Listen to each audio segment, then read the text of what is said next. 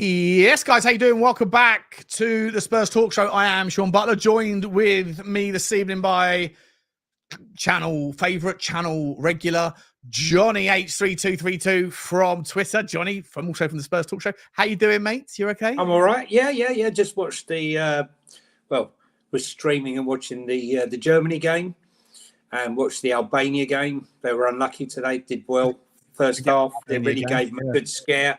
Listen, I'm loving the end of the season, waiting for the new season to start is a nightmare. But having the Euros and the Copa America, which I think starts on Friday, really fills in the gaps. So I'm loving it. I'm a football junkie. So for me, this is great. And we can all sit there and as the tournament progresses, Sean, no doubt every Spurs fan will suddenly say, I've wanted this player since he was 8 years of age.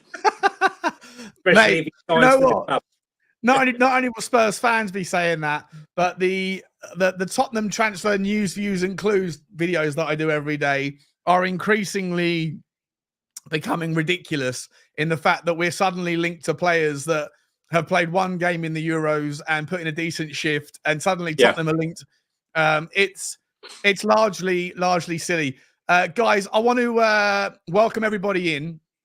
There's two channels running simultaneously here because tonight's show is about. We are going to whip through the transfer news from the day, but basically what happened was I did I recorded the video a little while ago that I was going to put out as my upload, but there's an article out from the Boot Room which summarizes a massively detailed and excellent digestible I don't know what you want to call it, a report from the Swiss Ramble on his Substack, which you have to pay for, which I don't have access to at the moment, or at least to show you guys. But it basically says that using a bunch of different valuation metrics, and I'll explain what the valuation metrics are and how they go through it, that if Tottenham were to be sold, as is part of the noise or in the zeitgeist right now, a full takeover would mean that Tottenham Hotspur were the most valuable club, the biggest transfer record of a football club in the world. And where I want to go with it, we're going to go through it, but we'll go through the article, go through the valuation metrics and stuff. But where I want to go with it is essentially moving towards this notion of FFP and PSR, the rules as they currently are, the rules as they're going to be next year, this season, next season, similar to UEFA. And unfortunately, the reality of the situation that the clubs with the deepest pockets, the owners who have intentions and ambitions to spend as much as they possibly can, have the access to loopholes because the rules are not watertight and they probably never will be. And we're going to go through like 3 or 4 or 5 examples of teams that have already found loopholes, like Chelsea, of how to circumvent and get around the rules so far, and also like expose 4 or 5 other loopholes that I can, that I've already just kind of imagined in my head that are easy to utilize for teams that wish to. And so if FFP and PSR, whilst the intentions are good to maintain sustainability of football clubs because owners are in essence only ever short-term custodians of football clubs generally will be or should be able to be around for fans long before and after the owners have moved on. Whilst the intentions of PSR might be good, the reality is that there will always be loopholes that can be utilized.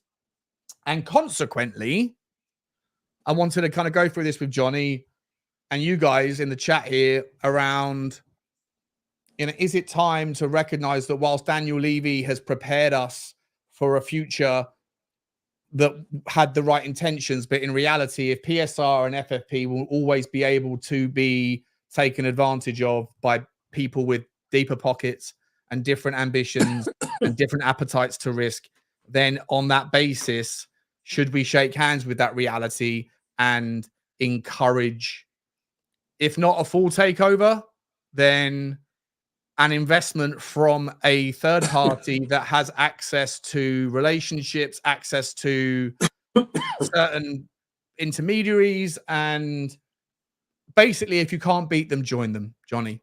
And that's what we're going to go for. I just wanted to add here that I do think that they are turning a blind eye to some of this because they want to stop the breakaway Super League. And I think, you know, if they did break away, if they put some of the restrictions in to stop the big money coming in, then this could be an issue. I mean, you know, we all know deep down that Real Madrid is state sponsored. We know that Barcelona is Basque sponsored. You know, we know that Manchester City and Newcastle are state sponsored.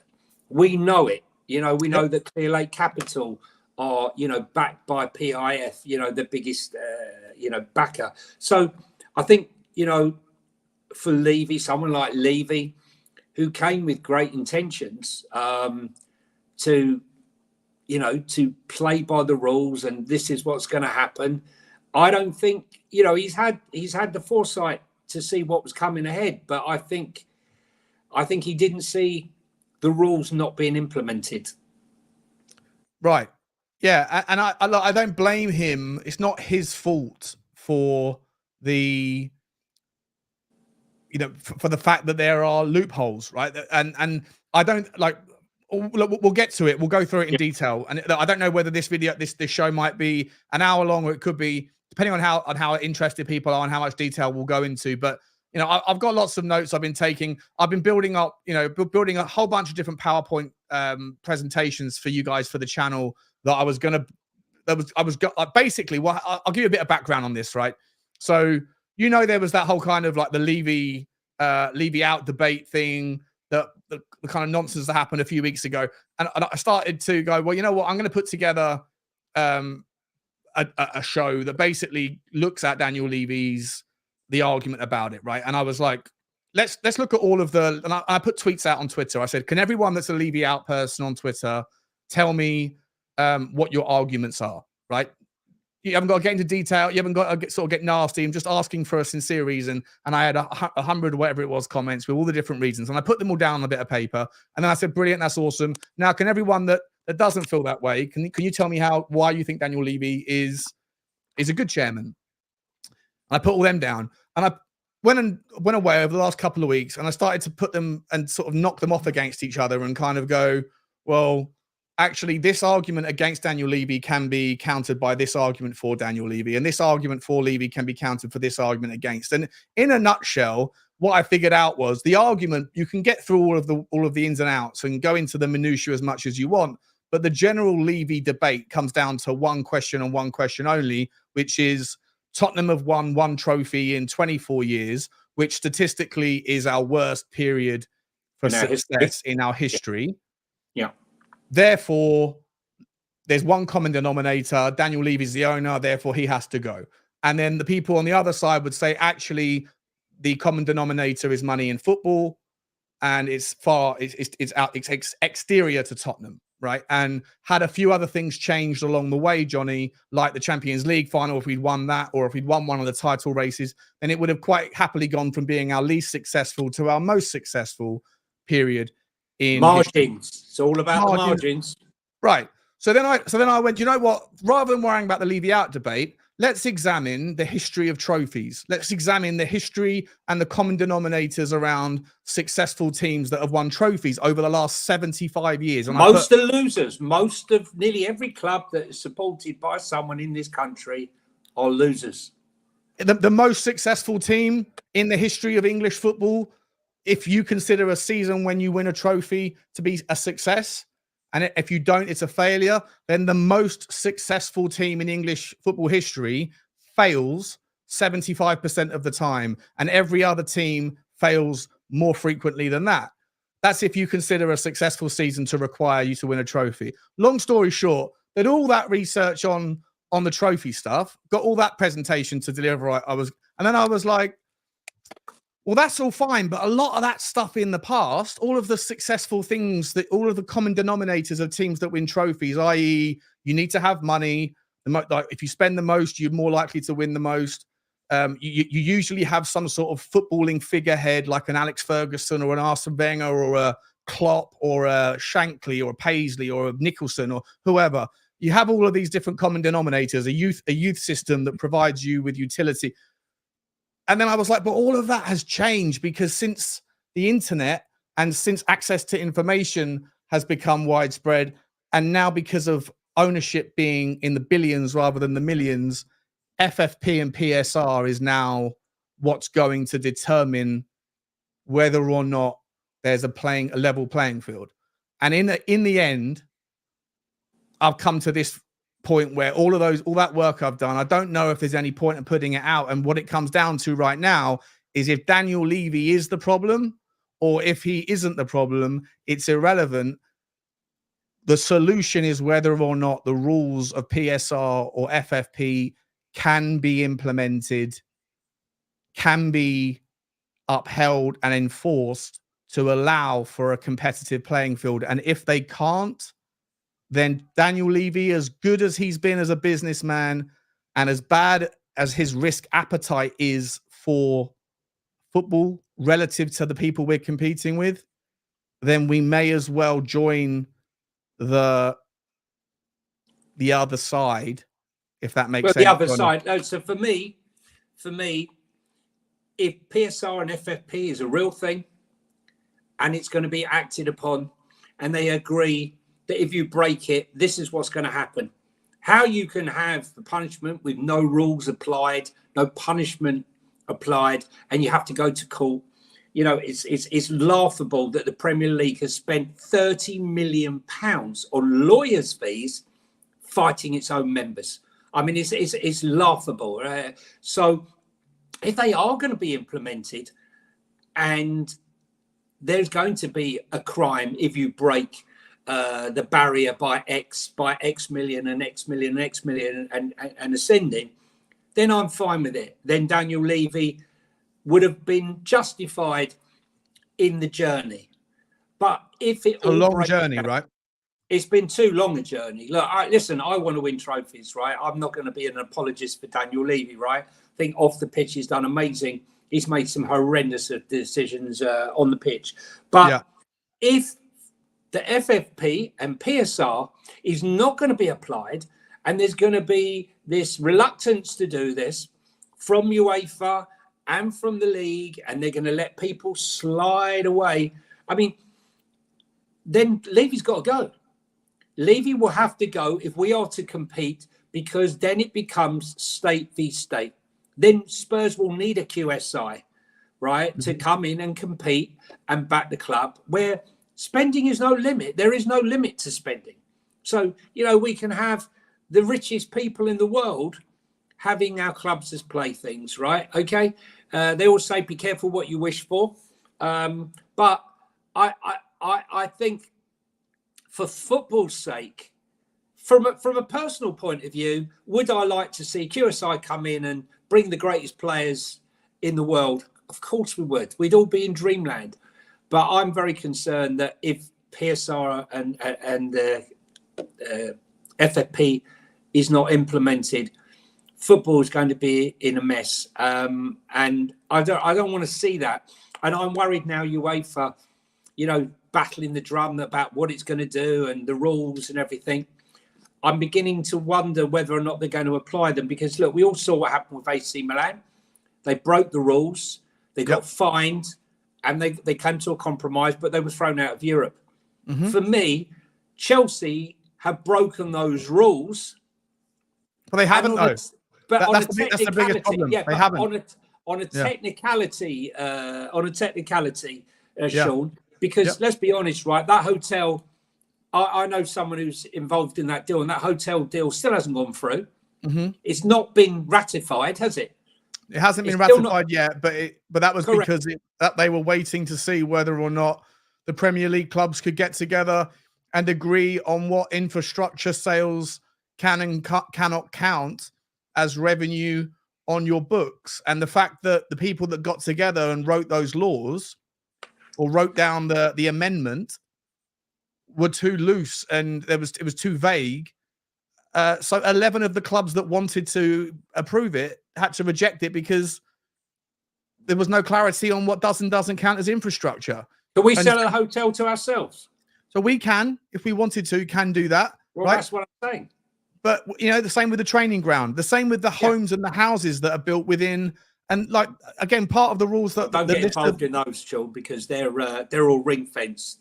They're all. Well, you say that, right? But part of the loopholes that can quite easily still right now be taken advantage of. If Newcastle United wanted to escalate and expedite their revenue generation, they can just buy up the property around St. James's Park for whatever it's going to cost off the books, buy it up. Well, who their goals, their shareholders there, right. The Rubins, right? Yeah. So the Rubins, they haven't invested in Newcastle for the greater good of Newcastle. They've invested in Newcastle because they won the hearts and minds of the councillors and of what they're going to do for Newcastle area. So you can imagine the Rubin brothers going there. For those who don't know, the Rubin brothers are huge property people, that they can go in there and they can say to the council, look, we're going to do this. Who's going to object to the amount of money that they're pushing through? They're going to get every project they want for developing. That's where the money is, right? Yeah. Newcastle is the front.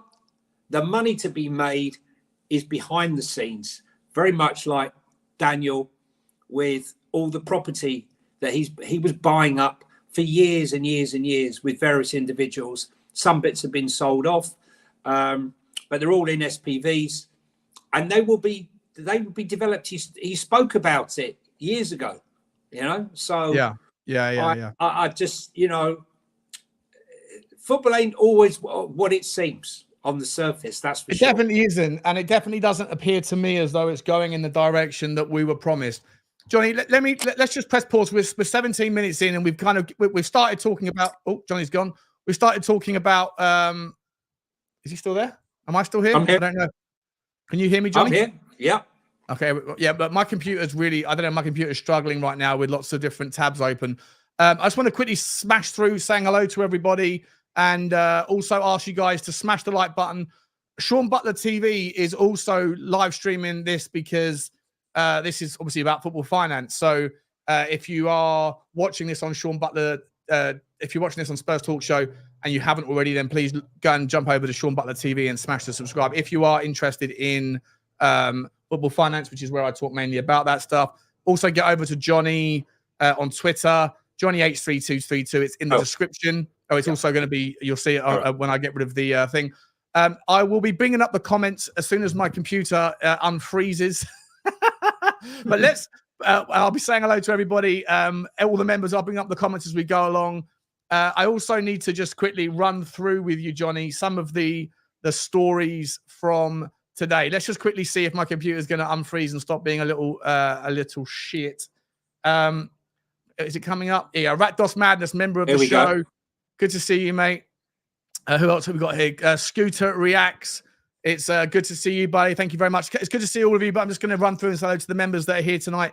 JP, cut to the chase. Oh, we can't cut to the chase, JP. It's a long story, my man. Alpesh Patel, good to see you. Nige, Pure Coys, good to see you. Phil Coys, good to see you as well. Phil is a member for 3 months, says, I think the club is a great place right now financially, and that's down to Levy and Enoch. So I think new owners coming in is perfect timing. Well, listen, it might be the only way that we change the risk appetite of the club. And if what figures itself out as we kind of, Johnny and I feel like it might be, then it might be the only way that Tottenham can compete in the future, is if there is a different approach that we're going to look through. Ricardo has gifted 10 Spurs Talk Show memberships. Massive thank you, mate. That's very nice of you. Really appreciate that. And I don't know who received them, but make sure you do say thank you. Ricardo, that's really generous, mate. Thank you so much. Really appreciate that. El Dante's been a member for 1 month. Big up all. Hope you are all healthy and enjoying the sun. I'm not a massive fan of the sun. It makes me hot and sweaty. I'm a big boy. Joshua's also here, as is Totspur 63. Good to see you guys. Tony Rodriguez is here. An owner's task is to do everything necessary for the club to win trophies. When did Levy ever say that the priority one is to win trophies?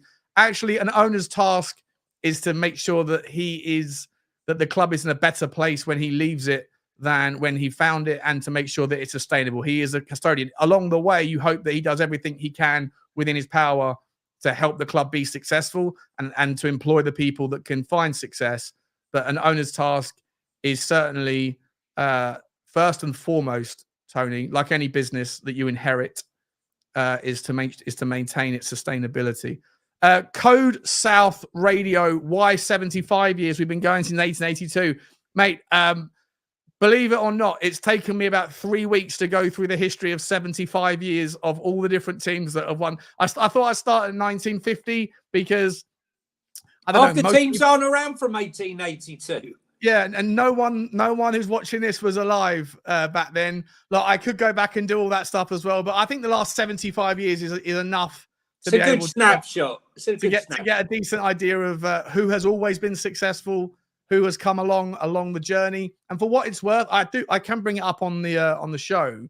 I've got graphics that show that of all of the teams and all of the years since 1950, the amount of teams that have won one trophy once and never again, and those trophies happen to be cup competitions where variance plays a massive part, i.e., the luck of the draw, who you get, where you get to play home or away, who else plays who else, who knocks each other out. All of that stuff is is amplified and has its bigger impact versus the amount of teams that have actually won the league and won the league more than once, which demonstrates some sort of level of sustained success. You'd be surprised how few teams there are that have won the top tier trophy league title more than once. And we'll get to it if we can. Let me, damn, my computer's struggling. Let me see who else I haven't said hello to quickly, and then we're going to get into it. The Big D, member for 6 months, says new owners with the new rules doesn't make sense. Well, they're implemented, right? Only if the new rules are implemented, right? And that's the point of the show, right? If the rules are held to everybody, then for sure. Yeah, but what Big D, whatever you're saying, what you're saying there is correct. If the rules are implemented and they're adhered to, if someone comes in with big money, like Newcastle have found out, it's not going to change things. It can't, because they're restrictions, okay? But if they are, then Spurs are in a position where our FFP and PSR are such that we can afford to spend money better than others. As long as the rules, it just appears to me like the rules are only implemented when they're simplistic, when it's easy to audit. Teams like Nottingham Forest, teams like Everton, teams like Leicester. Oh, how much have you spent over the last 3 years? What's your revenue? Okay, that's fine. None of you guys have got multi-club ownerships. None of you guys can utilize ways to circumvent through clever accounting. It's very much just a simple auditing process. Don't forget the 115 charges that Manchester City faced. That's only really become apparent because of a hacked email.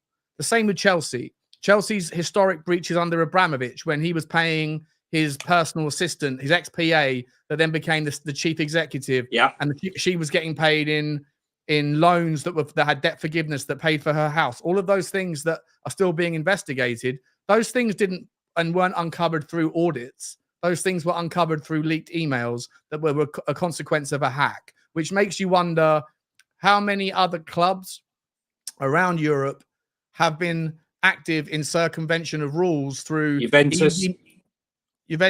Well, it could be anyone. Tottenham could have been doing it. I doubt it. But Tottenham, like anyone, could be doing it. The only reason we know about the Man City and the Chelsea things is because of hacked emails. So if there wasn't those hacks, then we wouldn't know. And the same could be said for what is still going on that we don't know about because hacks haven't occurred. It's quite, it's quite concerning. Like I say, the rules seem to be what they are. And if they're not upheld, then they're not meaningful. LV, just quickly, man. As much as I get it, no political statements on here, or you'll be timed out. Johnny, just quickly, mate, before we get into the football stuff, and I want to talk about this TBR, the report, just quickly, the news of the day.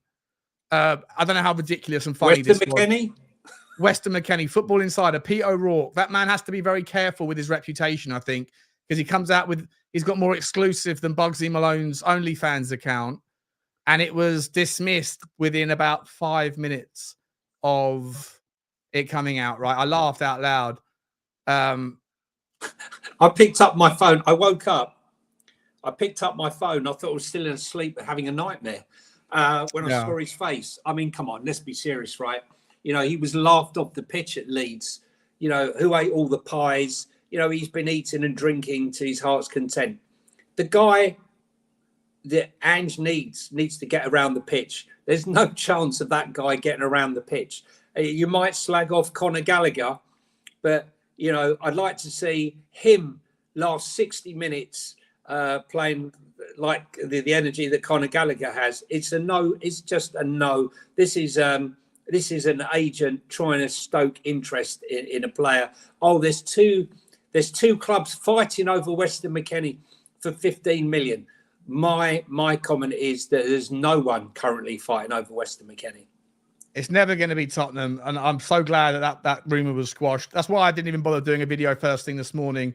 Another story that is out as well, which I think is ludicrous. I don't even know too much about this guy, but there's a story out that says that Christian Aslani, a Albanian player, funnily enough, has had a good start to the Euros. Yeah, plays for Inter. He's only had 16 starting appearances for Inter. The story is that he's valued at 35 million and that Radu Dragusin is going to go back to Inter and that we will take Christian Aslani, who's a midfielder, can play defensive. He's a versatile utility, DM, CM, AM. I mean, I've never even seen the guy play, really. Johnny, have you heard much about this guy? I don't know a lot about him, but I've got to say, someone needs to take some duct tape to Dragusin's agent because, honestly, right, he needs his own chat show. I mean, the stuff that he's come out with, right? You know, honestly, he just needs to stop. You know, top agents speak less in public. What they do is they look after their clients in private and advise them. This guy talks more than Radu talks, right? Let your player do his talking on the pitch, work behind the scenes. No way is Radu going. And I've got to tell you, I absolutely love the guy, right? I just think he's an absolute beast at 22 and he's only going to get better. Ange, come on, man. It's time to go for 3. I know a lot of people don't want it, but I want to see 3 at the back. There's no chance of him going, and there's no chance of Spurs paying, I can see, 35 million. If you were telling me 20 million, how old is he now, this Albanian? 22. 22. Yeah. Young. But I don't believe Spurs are in the market for that to risk 35 million or someone like him or 40 million on Kobu, right? Or someone like that. You know, we need marquee signings now. You know, we're clearing so many players. You know, we were threadbare last season, Sean. The amount of players that we're trying to get rid of, that we've got rid of, that we're trying to get rid of. Yep. We got rid of. I'd love to work out roughly how much we've got rid of in wages in the last year. Maybe £1 million a week. Yeah, and you know what? And wages. It's interesting. One of the other things that, as part of all these like PowerPoint slides that I was going to put together in the story, one to the other. When I got to the FFP and PSR bit, and I've actually got the power. I can show you. I probably will show it at some point in the presentation. I've got the last 3 years of Tottenham's data regarding agents' fees, our wage to turnover ratio, and our net amortized spend, not just our net transfer spend. So I know where we are in relation to our FFP limit. I'll show you guys doing that. But in terms of the last year, we only had a 46 or 47% wages to turnover ratio, which is the lowest in the league. And now it's probably even lower than that, having no Harry Kane, no Perisic, no Eric Dyer, Lloris, exactly right. And Don Bele. And Don Bele, I think will come. Yeah. That'll be that's off the books technically, but it's also going to come as a, what do they call that? There's still money, Sessegnon, right? I mean, look, he's come to the end of the contract. Tanganga, they're all paid wages. Okay. Listen, there's a lot of money has come off the books, and for those that are going to. I know that's a joke. the thing is, people going on about Timo Werner. We're paying 100. We're not paying 170 grand a week for Timo Werner. If you think that Levy's going to accept that, not a chance. There have been some deal struck between a percentage of the wage. That's it. Yeah, I hope so. Listen, speaking of you talk about the agent, right? Of Dragusin. What he did come out and say was, as far as he's aware, that Tottenham are looking at another versatile defender, and it's something I've been talking about a lot on the uploads I do every morning, and to me that comes across as either we're going to find someone who's a left-sided centre back who can double up as a left back, or a specific left back to compete with Van De Ven, a left centre back, and then get a versatile fullback if we sell Emerson and and make room that way. The only positive story that I've seen today in terms of transfer news, views, and clues is that Tottenham, because I thought the story around Calafiori looked like it was done. It looked like he was either going to move to Juve to follow Thiago Motta, his ex-manager at Bologna, or he was going to go to AC Milan. But then today, yesterday, and then it's been confirmed today that, according to reports at least, that Bologna don't want to sell him to a Serie A club. They want to get him out of the way so that it doesn't come back to bite him, similar to what Harry Kane with Man United would rather sell to Munich. And so Tottenham apparently have held talks and have been told he's available, but only for an indispensable amount of money, which is obviously make me an offer you can't refuse kind of thing. Calafiori for me, mate, is like, if we're talking about the next big thing for me, this kid looks like he is extraordinarily talented and can play left back and left-sided centre back. Would be wonderful, wouldn't it? Yeah, listen, I mean, we spoke the other day about Hiroki at Stuttgart. There was all the talk, and that lasted all of about a nanosecond before he was snapped up by Bayern. Yeah, I really like Hincapié because he can play left back and left centre back, and he's young enough and quick enough. But Calafiori, we know what Fabio can do in Italy, and he keeps pulling rabbits out the hat out there. And there haven't been many misses in Italy so far that he's brought to this club. In fact, I'd say there are none that he's pulled from Italy that have been a complete flop. So, love to think it. I'd love to see it. I think this fan base now, over the last few years, we deserve. I don't think we've had a marquee signing since Van der Vaart, personally. No. I think he was the last big name where when he signed, I thought, wow. And what year was that? Wow. Pardon? Like, what year was that? 2010, 9?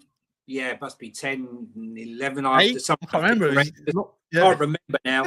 I can't remember. But I don't remember another player. And, as a kid growing up, I always used to get excited, when we signed these great players, the Waddles, the Gazas, the Berbatovs. There's been a whole host of players, but we haven't done it. I didn't get excited for Maddison. And it's time now, 1921 to 1951, no trophies. Yeah, well. Okay. But listen, I think we're clearing the decks for something or other. And I think this fan base need a marquee signing, whether that's an Eze that we can all get excited about. Is he marquee? Does marquee require you to have it's a player we get excited about? Okay. I would say. So I think like the word marquee requires that he's probably at least 27 and has done something in his career. A marquee can't be 22, 21. I don't think, because it's too early. Listen, unless you're buying. Listen, you could say that Lamine Yamal, right? We were buying him. He would be a marquee signing because he's generational. The kid's not normal. 50 games for Barcelona, from the age of just 16. No, he's still only 16. And he's still 16, is he? Bloody hell. Still only 16, right? So my point here is that there's been listen, I wasn't mega excited about Maddison signing. I did worry whether or not he would be able to play in Ange's system. For me, struggled a bit. But, Kvaratskhelia, Rafinha. I mean, Boniface and Frimpong. You know, some of those there, or maybe Rafinha is more of a sort of more of a marquee signing, you would say, maybe, for the club. Eze is probably the one player this fan base is almost united about having. We're always divided when players come in. For me, Brennan Johnson wasn't on my 5. A statement signing, yeah, Chris. That's a good way of putting it. I mean, he was not on. Brennan Johnson was not even in my top 5 of desires. No, Anthony Gordon was well ahead of him. You know, there were many others. You know what? When we were linked to Gordon the year before, I loved it, man. I was on board the year before as well. I remember being in the We Are Tottenham TV WhatsApp group, and I remember certain people. I won't embarrass them, but they were like, if we sign them, Levy out, Anthony Gordon's out, and I was like, what? This guy's got bags of potential, and he's got that bite, that grit, that determination. He's aggressive, the nastiness. A year later, they're now going, we should definitely sign Anthony Gordon. I could search the history of the WhatsApp group and embarrass you. I mean, look, the thing is, I think this club, you know, if you're clearing the book, if you're clearing these books and you're clearing out, we had a very thin squad. We've already cleared players out. We're clearing more players out. Yeah. Something must be afoot. But we can't go and buy 3 players. We can't get rid of 10 and bring in 3 because we're going to be even more positioned, because I don't believe that he's going to bring through all the youth players next season. He might bring through a couple, but not all. I'm hoping we'll have a major overhaul this season and really break with saying what we say every year for years on end. This is the season that really counts for us in the transfer window. We say it every season. I'm hoping this is the season. The perfect segue, because the last piece of news that's come out from Turkish media, and you take it with a massive pinch of salt, right? But also, there's 2 bits of news. First of all, the Sevilla sporting director Victor Orta has come out and said that in terms of Yusuf En-Nesyri, the striker we were linked with, I'm not sure. Did I say this at the start of the show? I'm not sure. If I haven't, he is a player as a striker. I'm not interested in him anyway, but 1 in 3 he is. 1 in 3 strike, 147, 50 games, 50 goals. But I think he's 27, 28 years of age, something like that. But for me personally, he's a sort of player that if you sign him, you need, like, in order to make for him to make sense, other things have to happen on the wings to be better with the aerial crosses, that sort of thing. And similar to how like Richalison suffered without Perisic, I think En-Nesyri's a lot of his threat is in the air, and Brennan Johnson can't cross the ball in the air. Long story short, I'm not on board with it anyway. But he's basically the Sevilla sporting director's come out and said that there's been no interest, there's been no inquiries about him, not from Tottenham, not from anyone else, and so we'll put that one to one side. Spain a bust. Apart from Real Madrid, right? Even Barcelona have got mass debts to repay on their loan this summer. Well, I don't know why that's not come out into the news. And Real Madrid, we all know how many billions that they were in debt, and miraculously they still managed to build a brand new stadium. Yeah, and do all these deals. Funny that, state owned. And it always comes across to me like Premier League clubs seem to never get a bid for their players. The Turkish media are coming out and saying, and again, you always take the Turkish media with a massive pinch of salt, but they're saying that that both Galatasaray and Besiktas have Fenerbahce have phoned up Tottenham and asked what the price is for Hojbjerg, and they were told 10 million euros, and that's not a problem, but the Hojbjerg wage demands of 5 million a year over 4-year deal is the problem. That's coming direct quotes from Turkey, but for me, I don't buy it for a second that Tottenham would value Hojbjerg at 10 million euros, which is about £7 million. No chance. However, what I would say is, once again, Johnny, it always feels like the Premier League clubs they're like the sugar daddies of Europe, where the girlfriends in Spain and Italy and everywhere else think they can come and get cheap deals for good players, very good players at bargain level prices from England. Yet when we go to them, they look at us and think they can take the piss. And well, that's the same every year. I call Turkey the vultures of Europe. Why? Because they keep their transfer window open over a week after everyone else closes. Why? So they can pick up all the scraps that everyone's left lying about, that clubs were desperate to get rid of, and they come to the clubs and go, you know what? We'll take him, but we'll take him on loan. We can't afford to pay all of the wages. You'll have to give us some of the wages, but we'll put him in the shop window, and if he does well, and we can't afford that loan fee, and that's what they do, and that's why you look. I think how many ex-Spurs players are at Galatasaray now? Yeah, 3. Yeah, I think there's 3. Yes, there was, wasn't there? Maybe there's not anymore, but there's quite a lot. So basically, and the only other story that's out there today, before we get on to the main part of this whole show, again, 40 minutes in, this is what happens when you and I get together, Johnny. We're going to talk about the main part now, which is the valuation ramble. What about Swiss ramble? Like Swiss ramble, yeah. With the English ramble. Here we go. Yeah. We're going to get to it. The last story, though, is Ben Jacobs of Sky fame. He constantly talks about Sebastian Szymanski, the Polish player who plays in Turkey, and he's linking into Tottenham. If Tottenham like a versatile player, this guy is versatile. Over his career, he has literally played in every single position: left wing, left midfielder, left back. He's played DM, central midfielder, attacking midfielder, right winger, right midfield. He's played absolutely everywhere. He's an interesting player, but I got no interest in him coming to Tottenham. And I haven't seen the links anywhere apart from Ben Jacobs, but he keeps on mentioning him. So do you know much about Szymanski? Are you a fan of his? I don't, I've seen bits and pieces of him, but I'll be honest with you. Can we just have a square peg that fits in a square hole? Right. Okay. Yep. Yes, we want versatility. I've said it many times over the last year that I want Geertruida, right, from Feyenoord, right? Yeah. But I've seen the guy perform at the highest level as a right back, as a right centre back, and as a 6, and he scores goals.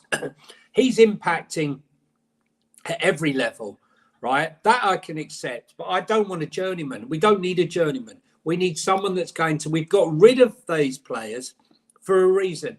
I'd rather we'd sign nobody than sign. I'd rather sign 3 players that are going to elevate this club than get 5 players, basically, who are also rants. I agree 100%. But unfortunately, because of the Euros, until the Euros are over, any player that's participating in the Euros said this, Sean, won't be able to happen, right? Yeah. So we said this way before. We were talking about this weeks ago when I said we got the problem of the Euros, we got the problem of Copa America, and then we got the interesting scenario of the players who might be at these events, who clubs that need to sell for FFP by the 30th of June. And I believe there are 6 clubs that need to get rid of players by that date. So it's going to get very interesting in the next, where are we now? What's the date? Next 10 days? Next 10 days, but they can't sell if any of those players are at the Euros. I believe there's a rule that says that they're not allowed. They can't leave the there's no trading happening, I believe, during that period. So it's going to be quiet. But in the meantime, this was the initial point of the show, right? So we got through the news, views, and clues, and we got through the early stages of it. Yeah. This is from the TBR football, the boot room, right? So, but they're basically just summarizing an article. A massive deep dive from Swiss Ramble, who I can't show you because the story, because it's behind his paywall on his subreddit. But if you are interested in football finance, then the Swiss Ramble is a great guide to get to. He used to post it, didn't he? He used to post it on Twitter and used to dive into that. Yeah, there'll be summaries on it, but obviously that's where he makes his money. Where's my man? I don't know why you. Where is he? I'm trying to find him in the comments. Tony Rodriguez. I know Tony. Yeah, Swedish Tony. I don't really. I'm sure maybe you remember because you were gifted one, but your comment for Jesus Christ, where is it? I can't find you. Jesus Christ, why are we the only football club that I can't find it now? Maybe it's deleted. I'm not sure what's going on. But the comment was something like, why are we the only football club that acts like accountants and talks about finance? Mate, if you don't know me by now, this is what I'm interested in. I think it's massively important to understand the finances of football. And if you don't like it, then this channel probably isn't for you, Tony. Neither is Sean Butler TV. But this is this is what we talk about, because football finance dictates football success, right? It is what it is. And so this is what happens over here. I can't find your comment to bring it up, but essentially you're saying you're not interested in football finance. Anyway, this is the article, right? So it says the value of a full Tottenham takeover could break the current world record as Daniel Levy searches for fresh investment in the club. The Spurs chairman and co-owner revealed the club's most recent set of accounts that we were engaged in talks with a number of parties regarding an equity investment. The 62-year-old did not indicate whether this would be in the form of a full or partial takeover, but neither option has been ruled out at this stage. Levy's sustainability-first approach has frustrated supporters at times, but most industry experts agree that they are the best-run club in the Premier League. I mean, that's I don't know. It's something I think from a financial point of view. From a financial perspective, but you could argue that Brighton and Brentford do it, but from a different value from their player trading. Either way, and that is reflected in their value as a takeover prospect. In a superb blog post, the world-renowned football finance expert Swiss Ramble surveyed the landscape in terms of the Premier League's club's values. He used the Markham multivariate model, which considers a number of financial metrics to calculate Spurs' value at 2.2 billion. Now, listen, I'll tell you what the Markham. How is that the most valuable club in world football when American football have been going for 4.5 billion franchises? Well, this is the thing, right? So the Markham multivariate model is just one version of how you value a company. I think it was brought into play in it was developed in 2012 or 2013 by some economist. And essentially what it does is it focuses on the revenues of a football club and looks at the three main criteria, which are match day receipts, commercial, and and prize money. And then it applies a multiplier effect on that, like takes what your revenue number is and then puts it by times it by a certain amount of years. It's called the multiplier effect. To me, it's the least relevant version of a valuation model. And if I'm entirely honest, it doesn't make any sense and it's not really used. And I'll give you I'll tell you why. I don't think it is. I don't think it's one that you can. Yeah, go on. So he says, so if you were to use that particular model, then he values Tottenham at 2.2 billion. And he says that that is second only to Man City and considerably higher than third place Manchester United at 1.4 billion. And therein lies the problem. So Jim Ratcliffe has just paid 1.4 billion pound for 27% of Manchester United, which values Manchester United at near 5 billion pound, right? Near 4.7 billion, 4.8 billion. So the multivariate model that he is using in the first instance is not the model that has been used in the most recent methodology to value a football club that's had significant investment, i.e. Manchester United. He then, the story goes on, he also used a model based on EBITDA, which is earnings before interest, tax, depreciation and amortization, which valued Spurs at a whopping 4.5 billion, this time second only to Manchester United. Now, the EBITDA methodology is what's used in the stock market. It basically looks at your earnings before all of the different things that you can deduct from it, and then places different multipliers depending on the variables that influence the club's a business's valuation, which in a nutshell, Johnny, I'm sure you know this as you're guys into the stock market like I am. Yeah. In a nutshell, it considers trends within the industry and things that are happening outside of the football club that may impact it, or outside of the business that will impact it in the future. Correct. And in the case of Tottenham, in the case of football, it's priced in is the word. Priced in. Priced in. Things like broadcast deals happen. that may change in the future. Things like more interest from different TV deals, higher commercial revenues. The things like the variables of how often you are in the Champions League. The previous model, the multivariate model, doesn't factor that stuff in. It just looks at your last year's revenue and then applies it over a multiplier. I'm sorry if this is really boring, but in a nutshell, so you guys, Tottenham is valued at somewhere between, according to the various different models that you can value a business at, somewhere between 2.5 billion and 4.5 billion. I personally believe, because Tottenham still are we've still got 1 point. Well, we've still got over $1 billion of debt. So, that has to be factored in. Plus, we owe around about 308 million on outstanding transfer fees. These are all things that, servicing the debt. One thing I'd like to see from the club is to see, well, it's very cleverly hidden.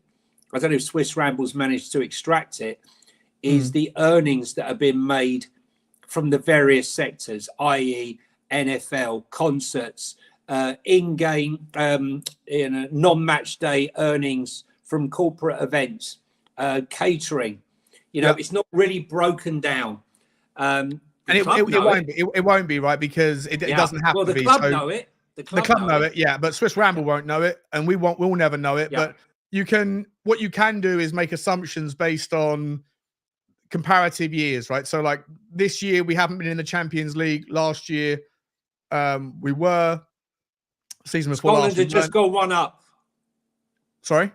Scotland have just gone one up. Have they? Interesting. I think it's Scott McTominay. Always pops up with a goal. So you can look at previous years' accounts, right? And then you can say, well, what's the difference between this year and that year? Well, it's easy to figure out that the Champions League revenue is worth 60 million quid to Tottenham, and the absence of it this year will mean that there's 60 million less at least in our revenues. You'll also be able to figure out, have we had, if Tottenham are, for example, given permission by Haringey Council to have an additional 17 non-match day events like Beyonce concerts.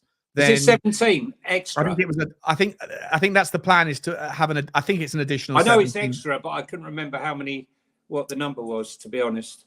And so from that, when you see next year's, or it'll be the year after, when you finally see the results, you'll be able to see the commercial number, and you'll be able to make assumptions. Essentially, that's how we do it, right? You make deductions from the absences of things that are no longer there, that were before, or the inclusions of things that weren't previously, and from there you can make assumptions on what each line item is really worth. Yeah. But in terms of knowing for sure, Tottenham don't need to divulge that information, because we're not part of the stock market anymore, in a nutshell.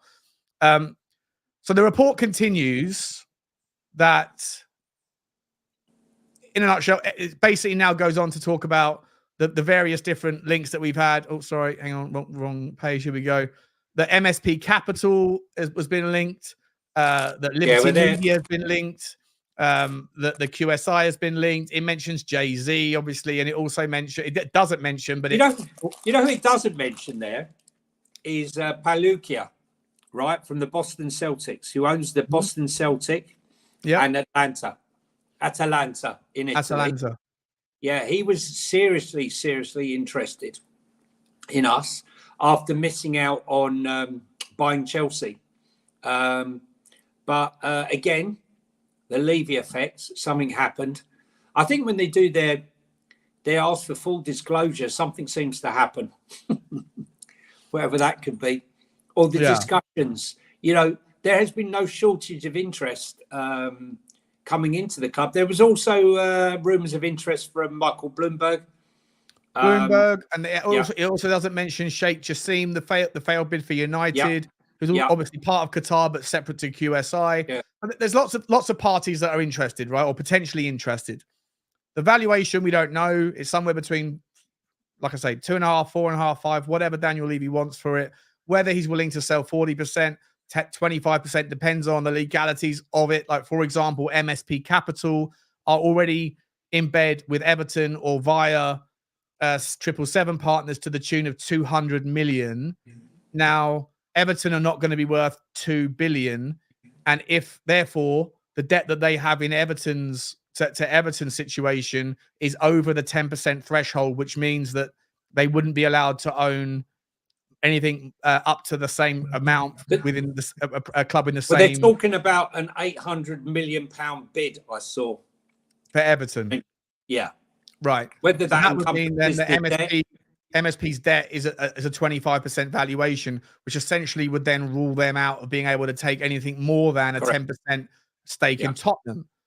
So yeah, it's long and it's arduous and it's complex, but the long and the short of it, Johnny, is that to me, when you now consider the rules around FFP, when you look at the ability to let me bring this up so I can share it, so I can show it to you. Let me show so for those of you, this might be boring. Again, if you're interested in this stuff, please smash the like button. If you're not, then obviously, you know,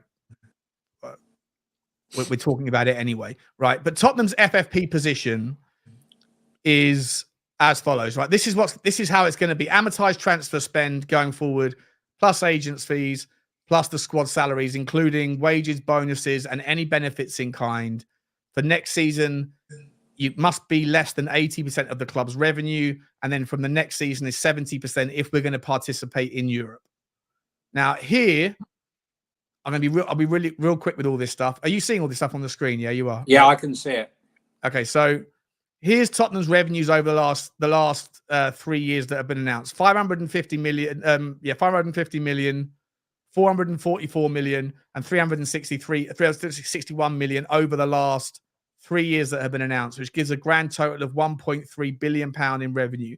80% of that is just over £1 billion, right? Yeah. So our spend over a 3-year period cannot be more than £1 billion, essentially. I think we're safe. To be safe. Now, there's all the intermediary fees of all the different clubs, all of the agents' fees over the last. This is for that particular year, for 21-22, for 22-23, 23-24. In a nutshell, not to bore you with all this stuff, but this is all the data that I've compiled around the affected stuff for Tottenham for the first year. Our revenue was 361. Our transfers in pounds was 82 million. Agents' fees of 16.5, and our wages were 202 million based on that 57% ratio. I won't bore you. 3 years, yeah.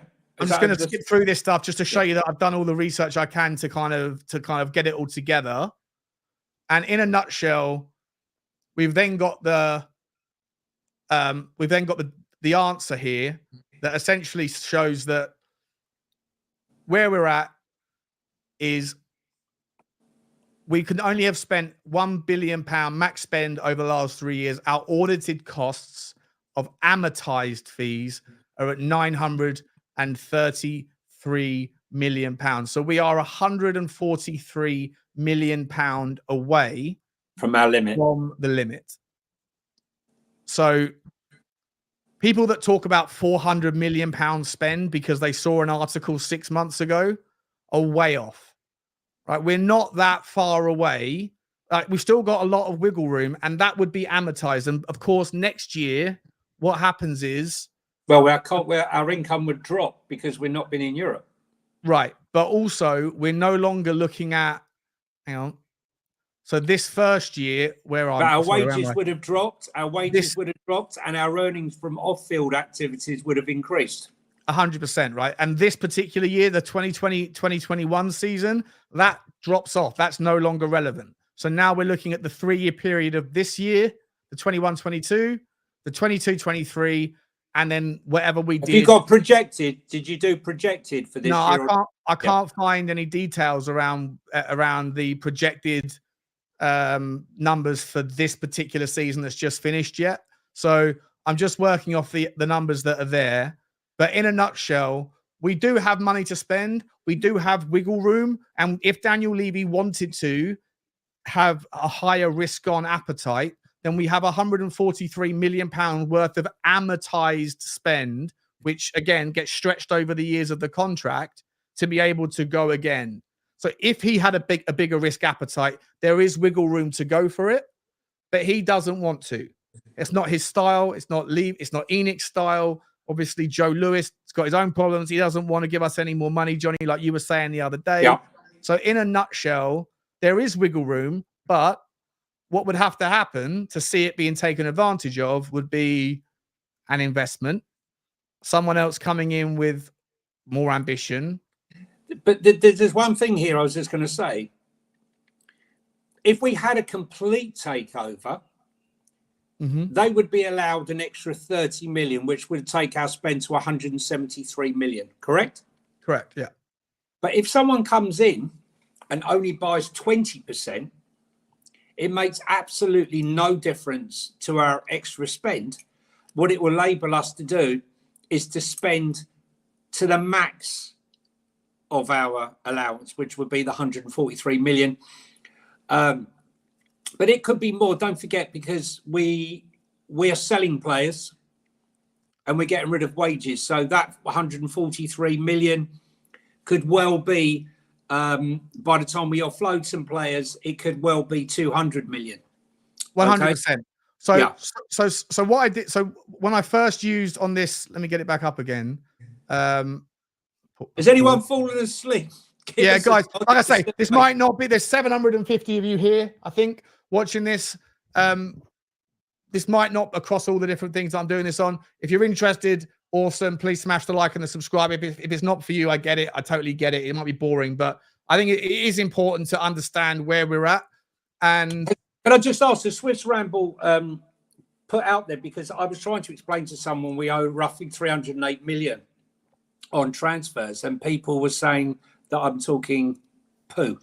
No, right? We do, but that's player trading liabilities. Correct. And that's amortized. That's amortized over the 5 years of the contract, right?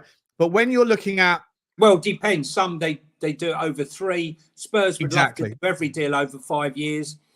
If Spurs were to sign an Eze or someone else, or anyone that's got a pre buyout clause, the buyout clause will 100% state, yes, if you meet the buyout clause of 50 million or 80 million or 40 million, yes, but the other criteria would be that the fee is paid over 2 years or 3 years. Be less likely to be paid out over the 5 years that you can normally get with someone without buyout clause. 100%, 100%, right? And so the numbers in terms of on those pages I just showed you, where I've got like I'm basing it on the net spend. Those things affect, like you can use that as a baseline to suggest how much of the slice of the pie you can use going forward. But depending on the length of the contracts, depending on, like for example, Perisic was on a 2-year deal with massive amounts of salary, right? So that would have affected the wages on the amortized side in a far larger extent than signing someone like what Chelsea did, for example, which is where we're going to move to now, the FFP and the PSR problems, by signing Mudryk and Caicedo for a grand total of 225 million quid, but doing it over an 8-year deal because they took advantage of a loophole. Correct. It essentially meant that they were only amortizing that at about 26 million pound a year, versus now, if you wanted to sign both of those, and you can amortize only over a 5-year max, you would be they'd be amortized at more like 37 million pound a year. And so, and they would definitely be breaking FFP and PSI. They'd be breaking everything. 100%, right? And so, and they're still buying, by the way. They're still purchasing. They are, yeah, exactly. In a nutshell, mate, this is the problem. And this is what I wanted to talk to you about. This is what we were talking about. This is what we've been talking about a few weeks ago when we went off on our ramble. Tottenham ramble, when we were, I had my bee in my bonnet about all the rules that Chelsea in particular had been breaking over the last few years, from Abramovich to the current day, and they're still doing it and haven't been reprimanded for doing any of it. So go on, let's go through them. So just on this list, this is some of the loopholes that have already been utilized by some teams. And there's examples on here that I came up with in my head of ways in which could still be utilized right now, right? So Chelsea, for example, have just equalised. Sorry, just Switzerland have just equalised. Okay. So amortizing player contracts over 8 years, perfect way for them to get around a rule, and then the door was then closed after the horse had bolted. Chelsea also this season selling hotels to a sister business, that should say, that leases back the hotel and the revenue as a way to get 70 million quid onto their books to circumvent FFP and PSR, right? Asking clubs that have shared owners to pay inflated fees for unwanted players. So this one really, it's got my backup, because, saying that there's no involvement and they're separate entities is laughable. Newcastle are owned by Saudi PIF, private investment fund, and we got Chelsea, who are apparently owned by Clear Lake Capital. Yet Clear Lake Capital's biggest investor is the Saudi PIF fund, right? Correct. There's a clash of interest here, right? Come on, they're completely linked. And the fact that when Chelsea were in danger come the January transfer window, that the Chelsea board made the trip down to Riyadh to go and meet the Saudis, and lo and behold, some of the players they couldn't sell ended up going. And, they started giving them the money, which allowed them to meet. A week after Todd Bowley comes back from a trip to Saudi, 4 of their players get bought at inflated prices. And there's rumors that Saudi's going to buy, one of the Saudi teams is going to pay 45 million for Lukaku, who they couldn't give away. They couldn't give him away. Ridiculous. But it's a loophole. It's a loophole, and it will be taken advantage of. But we all know it. It's the thing is, it's not the thing that makes me so angry about it, Sean, is it's happening in broad daylight. It's like being mugged in broad daylight in front of everyone, and everyone's standing around and they're doing nothing. And that's what I feel is happening with Chelsea. I mean, not only that, I know this is not an FFP, but Chelsea were buying every single young player they could find.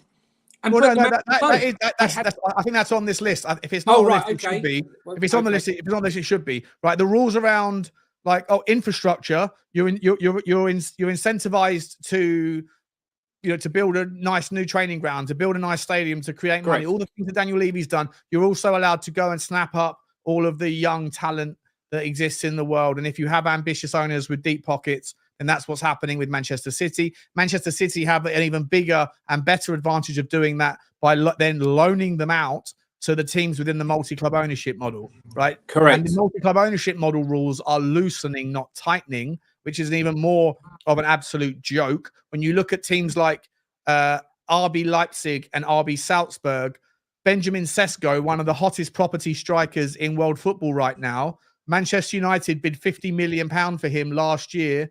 Salzburg turned it down and sold him to Leipzig, the sister club, for £20 million. And it was deemed to be absolutely fine because valuations of players are deemed to be love is in the eye of the beholder, right? How much a player is worth to one club is different to another. So unlike the rules around sponsorship deals, where you can no longer do what the Etihad are doing with Manchester City, where you say, I'll sponsor your stadium, I'll sponsor your shirt, I'll sponsor your training ground, and I will do it at 10 times the going rate of any other club in the history of football.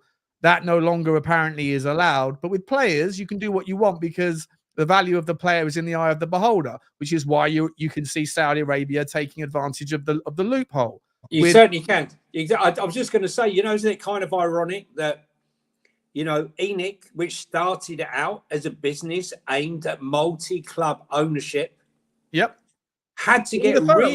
We broke ground on that whole thing. Had to get rid of the 2 clubs they were invested in Czech Republic and Rangers to be able to take over Tottenham, So they got rid of the multi-club ownership to go for a single ownership, and now he's gone down the multi-ownership rule. Then he's taken us down to the FFP to prepare us for FFP, just as FFP looks like it could be getting kicked into touch. Now, is that him reading stuff too early and preempting stuff too early, or is that the rules? Mate, half of life unlucky. Is luck, the other half is timing, right? Correct. He's right. He's just been, the timing of it's just been wrong, unfortunately. Correct. You know? Correct. I mean, how about this for an example, right? Two teams trading a player for each other, but a huge, this is just an idea, a scenario that I could see playing out. Let's just Club A and Club B have some sort of relationship. They're friends with each other, or they're both in trouble from an FFP perspective. One player is wanted by Club A, has a player that's wanted by Club B. Club B has a player that's wanted by Club A. Both players are valued at £10 million. Both players cost the clubs £5 million. Rather than selling them to each other at £10 million, why not sell them to each other at £50 million? Right? You get to amortize the contract.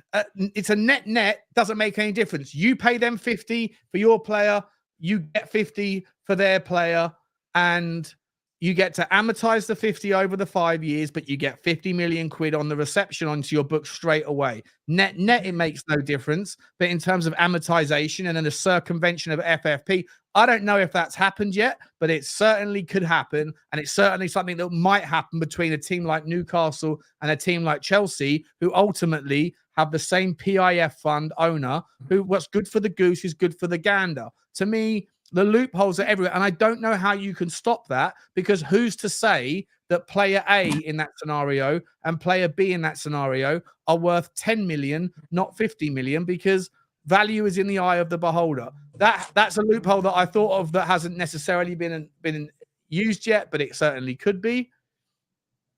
We've already seen Manchester City paying managers, that should say, or coaches below market salaries, but employing them as consultants for external companies owned by the team owners. That is part of what is what the 115 charges that Manchester City are being done with Mancini. From historically, Mancini was paid 70% of his salary via the Manchester City book, and then went and spent a weekend in Saudi Arabia or Abu Dhabi or wherever it was, and got paid like 20 million quid to go and do a speech somewhere. That sort of thing is a way to reduce your expenses, right? You can't do that quite as blatantly anymore, but who's to say that it's very easy if you're an Abu Dhabi company to do the exact same thing, but all you do is you phone up a company that has nothing to do with Abu Dhabi's Manchester City group or any of the companies that are within them, and just speak to a third-party company and say, by the way, can you please sponsor this football club, Manchester City, for whatever, X amount of money, right? That company has nothing to do with the companies that own or a third party associated with Manchester City. And then one of the companies that are attached to Manchester City's ownership group make it right with that company in a different way, in a different industry, via an airline or via a stockbroking or whatever else. It's so easy to circumvent the rules, because if you are a club that has your tentacles into 1,000 different industries, then you can just utilize your relationship. ENIC could have done it had they had successful, the Tavistock group, for example, has 200 companies within it. It could have been feasible that someone within the Tavistock group, one of those companies, had been Spurs sponsor, right? 100%. They could have done that. But QSI, for example, or QIA, QIA, which is even bigger than QSI. QSI. No, Qatari Sports Investment Group. Yeah, no, but QSI is part of QIA. Oh, QIA is the Sheikh Jassim thing. Yeah. No, QIA is the big umbrella. Oh, okay. Of which QSI is a part of it. I think QIA is the biggest one of the lot, or the second biggest one of the lot. My point here is that an umbrella company, instead of getting Getir who's now got get out of here, we could come in and they could pay top money to be our sponsor. I don't think Spurs have looked into these sponsorship deals. Both sponsorship deals have collapsed. Both Get Here and Cinch. Get Here's almost gone. Get Here's going bust. We're going to lose out on 10 million quid. And Cinch has withdrawn. Yeah. So now we're we got no stadium sponsor. Okay. We've got no shirt sponsor. Well, we've got no kit sponsor and we got no sleeve sponsor. So all in all, right now we're scurrying around. And let me tell you, that's 15 million this season that's suddenly gone.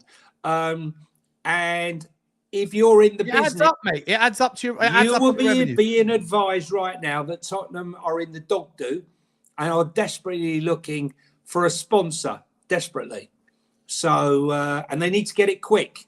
And they haven't given them much notice. But my point here is if QSI were to come and take a 10% stake in Tottenham Hotspur, they could also provide for Tottenham 2 legitimate sponsors that could be record sponsors for the sleeve and for the training kit. In terms of the stadium naming rights, I know a lot of people that are leaving out. One of the arguments is like, has had 6 years of lost revenue for the naming rights deal on the stadium. For me personally, the easy counter to that is, I don't know how you quantify this, but when you have the Beyonce concerts, when you have the Pink concerts, when you have the NFL, the rugby, all that, when all that stuff comes to town and it's on TV around the world, or people that aren't interested in the Premier League, aren't interested in football, they don't hear about the Etihad Stadium. They hear about the Tottenham Hotspur Stadium. There's a reason why there is a value on the brand name being on the stadium. It's because it draws attention to something, to the name of whatever it is that's the sponsorship.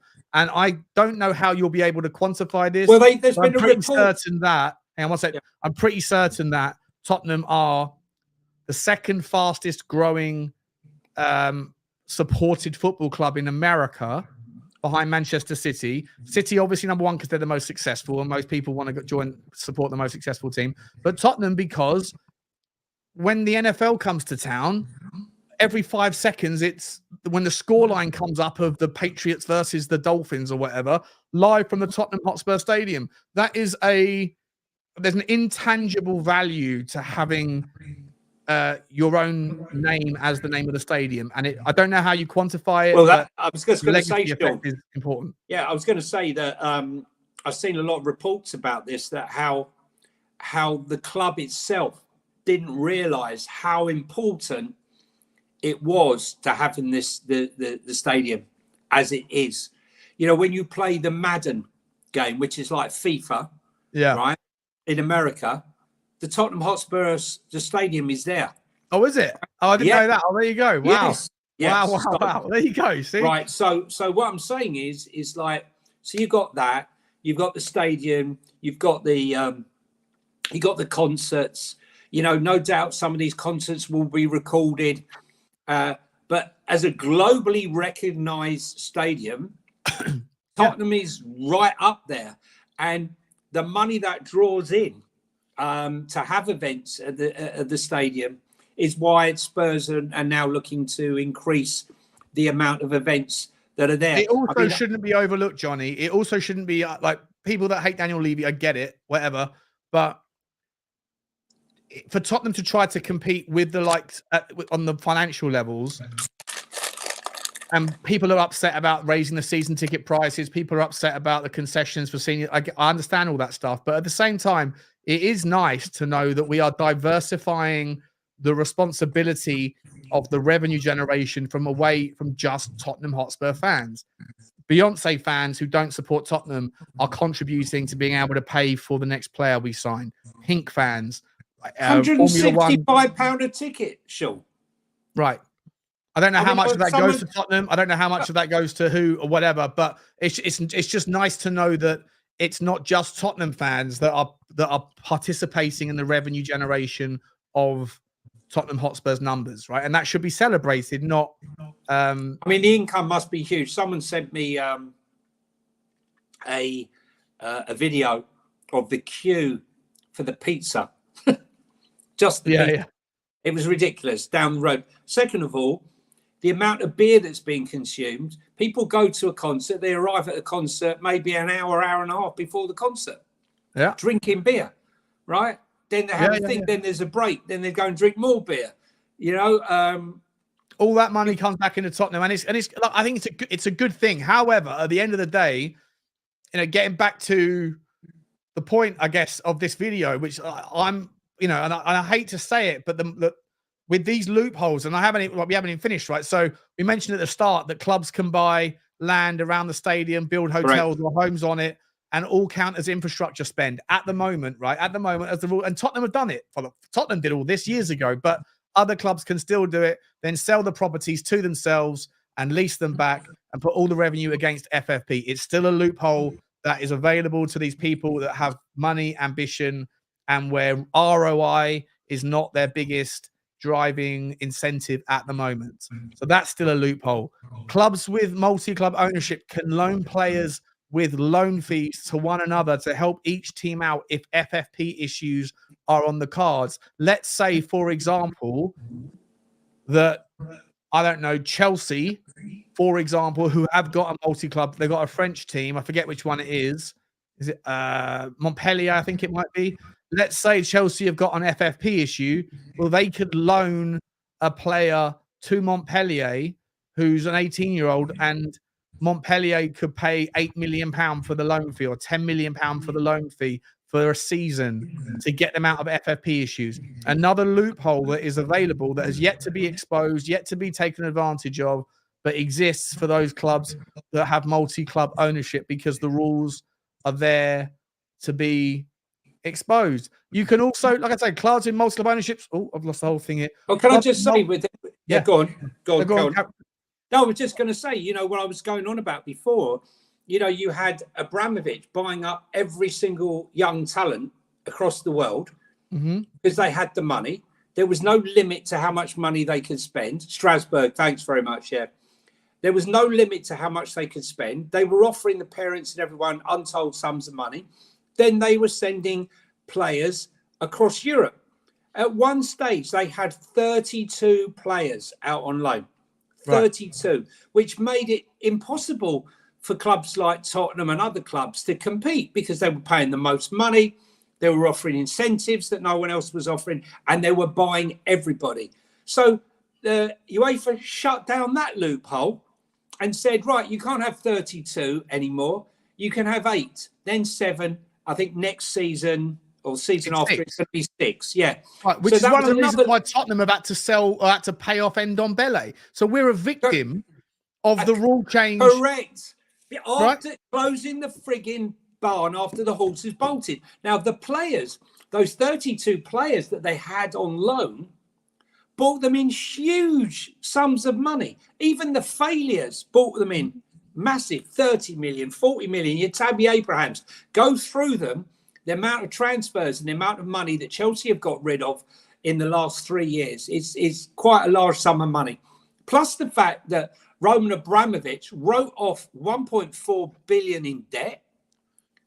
And as far as I know, Sean, the money that Clearlake paid is still sat in an account that was meant for Ukraine. And the government still hasn't shown it. It's still sat there, right? Right, exactly. There's so many things. I guarantee you, I mean, listen, I don't want to get into the politics, but my point here is, Sean, Chelsea, right? Breach, loophole. And here we are. They've managed to, yet again, circumvent it by selling the hotel back to themselves, selling the ground back to themselves, right? Leasing it back. The problem is that the only one of their loopholes has been closed, and that also two loopholes have been closed. One is the loan system, and the other is the 8-year amortization period. The infrastructure selling between your sister clubs and sister businesses, that's still wide open because the people that went, hang on a minute, that we can't, like that's ridiculous. They rushed and put the amendment together, and it was so vague and broadly opaque that 11 of the clubs that wanted to say, yes, you can't do it, said, well, we can't approve this because you haven't been clear enough. So the lawmakers are basically not good enough at writing It's watertight. laughable. It's laughable. All of these loopholes are still there to be taken advantage of by Newcastle, by Manchester City, by whoever the next multi-billion pound, which is why I'm, the last couple that I've come up with, by the way, and I'm sure there's dozens more. Well, but the thing is, Sean, we don't work for the English Premier League, right? We don't work for them. Yet it's plain as the nose on my face exactly what's going on. Yet they're going to these meetings and they're doing nothing. And yet they moan. I had no sympathy for Everton, no sympathy for Forest. I had no sympathy for any of them because they knew the rules. They're at these meetings. They know exactly what's going on. Yeah. And for all the other clubs, why is no one coming out and saying, look, this is a joke, right? We're going to these meetings. We need a whistleblower to actually say it as it is because we all know it's going on and it's laughable. And if they do not punish the Leicesters and all these other clubs with a set fine, and Man City and Chelsea, I fear for how the game's going to go. Right? Like, put aside, because I'm like... Otherwise, sell the club, sell Tottenham. The rules are really clear around the 105, the loss-based auditing method that is being disregarded next year. That has hit Everton twice, and it's going to hit Leicester, and it's hit Nottingham Forest. But let's be entirely honest. 4-point deduction for Forest in the end? 6-point deduction for Everton in the end? Everton overspent so much under Mashiri, £700 million they spent. I think they're the sixth highest spending team over the last 10 years in the Premier League. The obvious five are ahead of them. Tottenham are sixth or fifth, one of those five, and then Everton. They failed, but let's be entirely honest.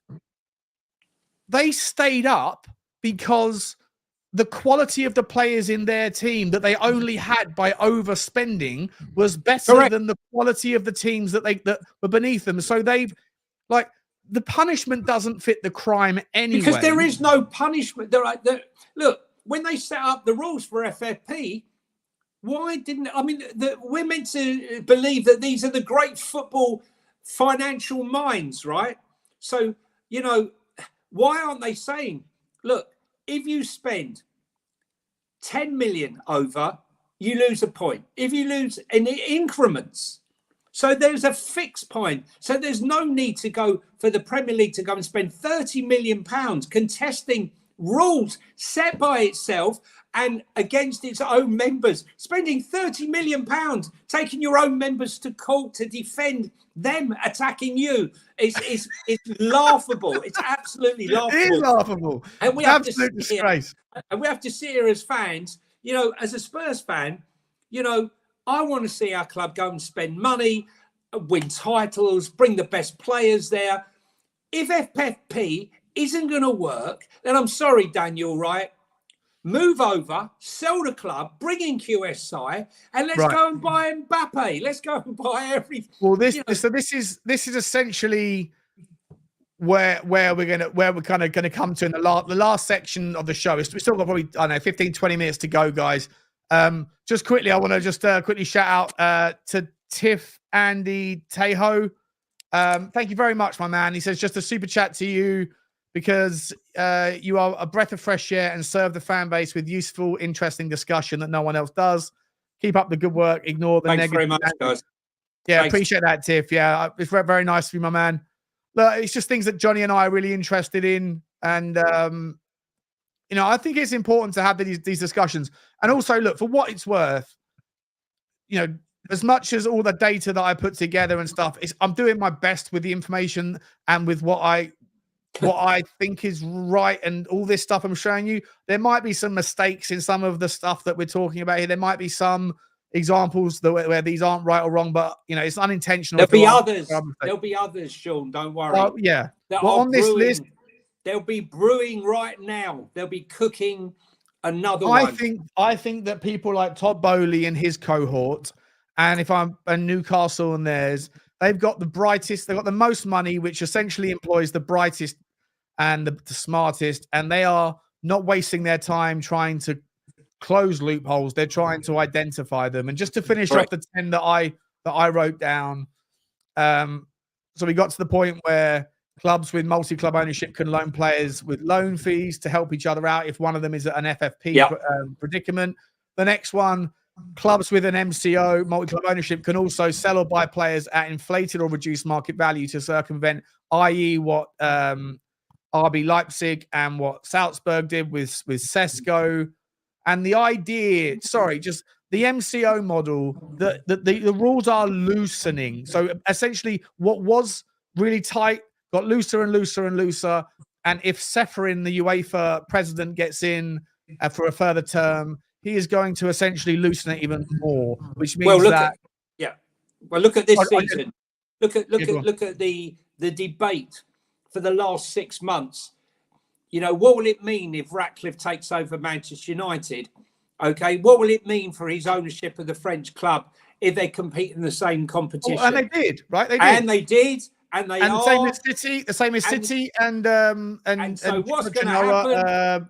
What's the Spanish team? Into the G. Girona. They're both going to compete in the Champions League next year, and Man United and Nice are both allowed to compete in the Europa League next year. And this is the whole point. What is the point of having a rule that isn't a rule? Because when the rule is challenged, because Man United with Nice, and like we said, Manchester City with Girona have come from nowhere to suddenly smash it in the Spanish league and play well above themselves, and they're going to be in the same competition. Is wrong. It's wrong. And if this carries on down this route, what's the point of having rules? And that's essentially what I think is going to happen, mate. I genuinely think that the rules are going to get to the point where, like, the rules around Leipzig, and just to give you I know you know this, but to people that are watching, the reason why Leipzig and Salzburg were allowed to continue to compete in the Champions League is because there is nobody on the board of Leipzig that is on the board of Salzburg. And the idea in finance, there's something called a Chinese wall, which essentially means, like, if you're Goldman Sachs or Morgan Stanley or JP Morgan, then on one floor of your building in London, you'll have the traders. On another floor, you'll have the analysts. And the analysts will be the people that will have access to the companies, the directors of the companies that they are researching, and they will have access to probable revenue streams, probable forecasted outcomes. And there is this idea, this rule of thumb, that essentially the analysts will know what the results will be before they are officially announced. But the Chinese wall means that the analyst is not allowed to go downstairs and talk to the trader and say, hey, by the way, X company is going to outperform. You might want to buy some. Or X company is going to have a disappointing set of results. You might want to tell your clients to sell some. Chinese walls are nonsense. It's why insider trading exists. But that is the official kind of rule, that Chinese walls mean you're not allowed to share information. The same thing exists in football, that Leipzig and Salzburg are unofficially not supposed to have any overlap, where they are deemed as two separate clubs. And whilst they might have Red Bull as their overall ownership model, the two clubs operate independently and there is no overlap of interest. There's no conflicts. If that is the case, and just quickly, JC Flores, really appreciate the support, my man. Thank you. If that is the case, then why is it that there is no other two clubs in the history of European football that have had more players that have been traded between each other than Salzburg and Leipzig? Right? It's an absolute joke of a rule, and the rules are going to be loosened, which is why United and Nice could both compete next year. Which is why the breakaway. It's all designed to stop the breakaway league. For me, my hope for this season is that Rothschilds, Daniel Levy has appointed, get out there and find us a buyer and someone who's going to invest the money. And let's hope if they buy up 10, 25%, that Daniel will be willing to not retract and take all the money out the club, but will be willing to use the money that we have available through FFP, which could be after this window 200 million, to spend that money to take the club to the next level by buying a 60, 70 million pound, 2 or 3, 50, 60, 70 million pound players. Because right now, the way things are going, if we keep putting our hope in FFP and FFP just starts to become an invisible object, we are going to be left behind. It isn't working, mate. It isn't working. It hasn't worked so far. And just quickly, again, just the last list on this name is that the idea that agents and intermediary fees are part of the FFP number, that can be so easily disguised, right? It can be so easily disguised, delayed, or manipulated. Once again, you can just say, look, to this agent or that agent, or to the person, to the third-party negotiators, hey, listen, do you figure this stuff out? Like, you make the deal happen, be part of the conversation. You make the conversation happen between Mbappe and Real Madrid or whoever it's going to be. But listen, we're not going to pay you on this one. We'll pay you 3 times more on the next one once we get past this particular reporting period. The idea that agents' fees are open and honest and accountable and will and cannot easily be delayed or manipulated is a joke. So that's just 10 areas, mate, Johnny, where stupid Sean Butler has figured out why that Tottenham Hotspur, if we rely on FFP and PSR, is never going to create a situation where this happens, right? And this is domestic trophies between 1951, again, like I said earlier, 1951, so 74 years of the history of trophies, okay? All of these teams here, Wimbledon, Coventry, Sheffield Wednesday, Luton Town, Oxford, Wigan, Portsmouth, blah, blah, all these teams have won 1 trophy. This is every single team in the history of English football that has won a trophy or 1 or more trophies in 74 years of football. Look at the disparity. You can essentially write off all of these ones down here as variants because they've won 1 trophy once at some point in the last 75 years. None of them ever had any dominance. None of them ever had any of the metrics of dominance that would make them win multiple. These teams here, Blackburn, Ipswich, Norwich, Birmingham, Derby, have won 2 trophies in 75 years. West Bromwich Albion, Newcastle, West Ham, 3 or 4 trophies. All of the teams that win the trophies, Manchester United in 75 years have won 35. Liverpool, 32. Man City, 22. Arsenal, Chelsea, and Tottenham. And as you go through it, right, just quickly, look at the difference. I've split them down into 3 different buckets of 25 years apart, and the last one's 24 years. As you go through it, you'll find that at the start, from 1951 to 1975, the red bars are league titles, the old Division 1, right, which was the top league at the time. More teams, there was a higher frequency of teams that were capable of winning leagues, which has until the Premier League started. Until the Premier League started. And when the Premier League started, money came into football, the broadcasting rights. You can see, look at the difference. And then in 1976 to 2000, fewer teams are winning trophies, but even fewer teams are actually winning the trophy that shows, because anyone can win a cup once, right? Yeah. Because you might get lucky with the draw, who you play, who else plays each other. Not, if Arsenal knock Liverpool out or Chelsea meet United and etc., you get luck along the way. But when it comes to the red bars, which are the league titles, over those 25-year periods, the frequency in which and the number of times in which a random team can win the title and especially more than once, is fewer and fewer over the decades. And it all comes down to money in football. And look at the difference, right? Manchester City and Chelsea. Look at this. Chelsea in the 1976 to 2000, Chelsea had won 3 trophies. Manchester City won 1 trophy. From 2001 until 2023, or I should say 24, sorry. Look at Chelsea suddenly win 13. Manchester City have won the most in the last 23, 24 years. And you know what the difference is? Chelsea in 2002, Abramovich comes in before the rule, buys everything up, and Manchester City get taken over by Sheikh, whatever his name is, Mansour. Could have been us. Could have been us, Sean. Could have been us. This trend is not going to stop. This trend will continue. There will be fewer and fewer Wigan, Portsmouth, Tottenham, Swansea, Blackburns, Leicesters. There'll be fewer and fewer of them. You know who the team that's been most affected by the impact of Manchester City and Chelsea?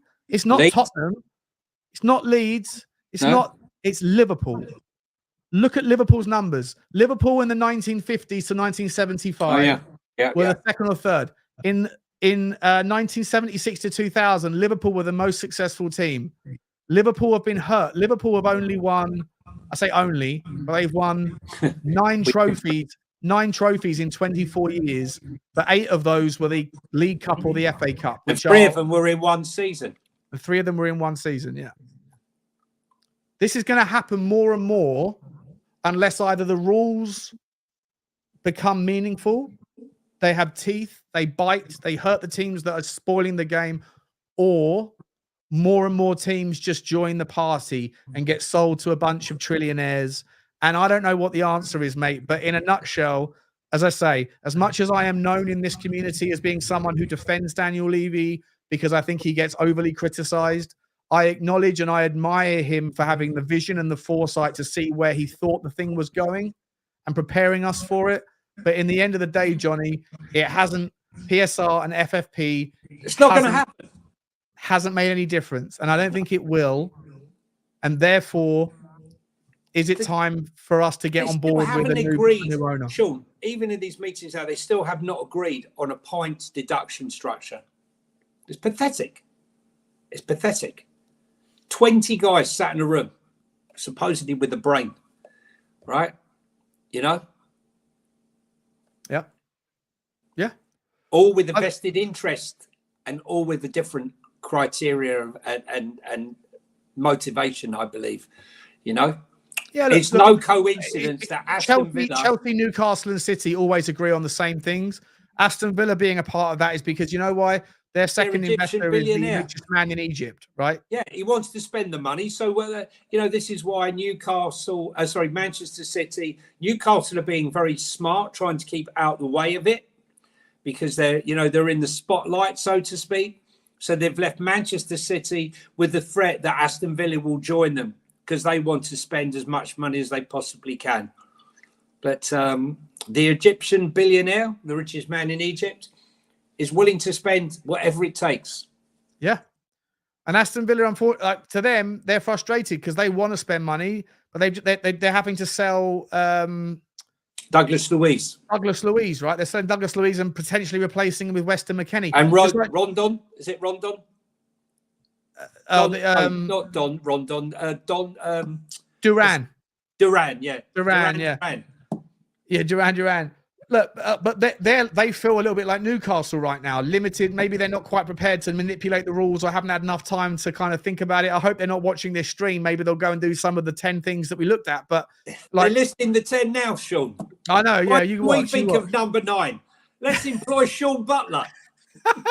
All I'm saying is there's probably 500 other loopholes that are there to be taken advantage of. And so the ultimatum here, Johnny, right, as someone that has always been like, I don't think Daniel Levy's got the right risk appetite. Clearly, ENIC haven't either. He definitely doesn't. They were visionaries in terms of multi-club ownership, but the rules stopped them from taking advantage of that. They were visionaries in terms of getting ahead of FFP, but if neither of those things are actually going to, if the multi-club ownership thing is gonna loosen and the FFP thing isn't worth the paper it's written on, then should we be encouraging just like selling our soul and also getting on board it? And well, listen, how do you feel? Sean, I'll tell you what I feel. I think this was a plan that he envisaged 15 years ago. This wasn't a plan from 2 years ago. The plan was build a stadium. The clubs were talking about restricting, expenditure. Clubs were going to the wall. How much longer can the trajectory of wages keep going up and fees keep going on? It couldn't go on forever. There had to be a ceiling on it all. And so they had these discussions, these preliminary discussions. And he had the foresight to say, well, if this goes ahead, right, we won't be able to compete with a 30,000, 32,000 seat stadium. Mm-hmm. So that's when, the 10 years of planning and acquiring the land before, getting the stadium built. And then we finally get there. And it doesn't matter a fig, because that's how I feel it is now. Piere Sarr. Do you think a football interesting question here, mate? Do you think a football regulator is the answer? Because to me, if I'm entirely honest, I personally think that the government can't wipe their own arse. I think they're so bad. They can't. Kind of public official. But that's the worry, Sean. They can't even run a country. So how are they going to run football? Right. Get your own house in order. Worry about your immigration and housing and the NHS. But no, let's highlight football, because that's a topic everyone can relate to. Let's have a 10% surtax on every transfer that comes in the country. Oh, that will help. Let's meddle with it and destroy it. That's interesting. Football is one of our greatest exports the country has. I'd love to know how much the Premier League is worth to this country, because it's a serious amount of money. Forget the overseas rights, the money that comes in. You've only got to go down to Tottenham Hotspur on a match day to see how many people. I've stood with you, Sean, many times outside the club shop, and you can hear Americans, Koreans, Japanese, like people from all over the world, excited to come down. It's bringing huge sums of money and revenue. People staying in hotels, people going to visit London, making a visit of it. And the government needs to stop meddling in that aspect. What it needs to be looking at is what we've discussed today, to make it an equal playing field. And I am all for taking a percentage of the money and letting it filter down to the grassroots. So small clubs, your local club that has, 400 or 500 people in, can survive, to a level where, where they can actually sustain a football club. It doesn't need to be huge. Yeah, I think the English system for sure has the best distribution in the pyramid. It's failing at the moment, Sean. At the moment, it's still not. But it's better than what goes on in Spain, Italy, Germany, or anywhere else. Yeah, right? Yeah. But of course, it's an imperfect science for sure. Just sort of bringing this back to kind of Tottenham specifically, mate. This is obviously about Tottenham.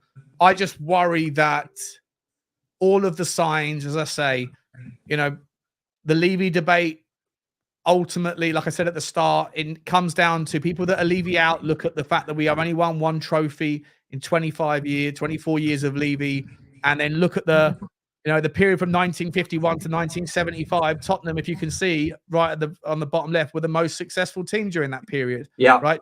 Two league titles, bunch of FA Cups and a couple of league cups. And then over time, we've become part of the also-rans. When you look at the, I don't know why they call it the top sort of the big six, but like in terms of this is that 70, and I'm sure, like I say, I could have gone back to the 1900s or 1890s. There's no point. There's teams there that aren't even Blythe Spartans. I mean, like Blythe Spartans. Blythe Spartans would probably be high on your list. There's only in 74 years, there's 212 domestic. This is not European. This hasn't included European titles, by the way, just for clarity. This is just domestic. Only 38 winning teams. 17 of the 38 teams that have won a trophy in 75 years only ever won once. 16 of the 17 of those solo winners won a cup. Therefore, the variance, I think Burnley's the only one that won one trophy ever, and it happened to be the league. But the vast majority of all of I've got so many things here I could show you guys. I'm boring you to tears. But in a nutshell, like the vast majority, 85.5% of all trophies in the last 25 years under Daniel Levy has been won by 5 teams. This is what we were talking about, Sean. United and Liverpool that have always been the most successful since the football began. Arsenal and by the way, in my research, I have to give credit where it's due. Arsene Wenger remained competitive. Yeah. And still won trophies when they were rebuilding the Highbury into the Emirates, and was a game changer. And if you look at the commonalities between the teams that have won things consistently, it's more than just money that delivers success. It's also a youth system that provides utility. And I hope that Tottenham are now going to have that. We have it in the past, but it looks like we're starting to get there.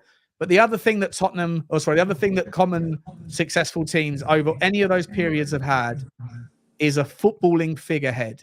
Somebody who's been above the club, who has the presence, the respect, the authority, and the autonomy to be able to make decisions that the chairman will allow to happen.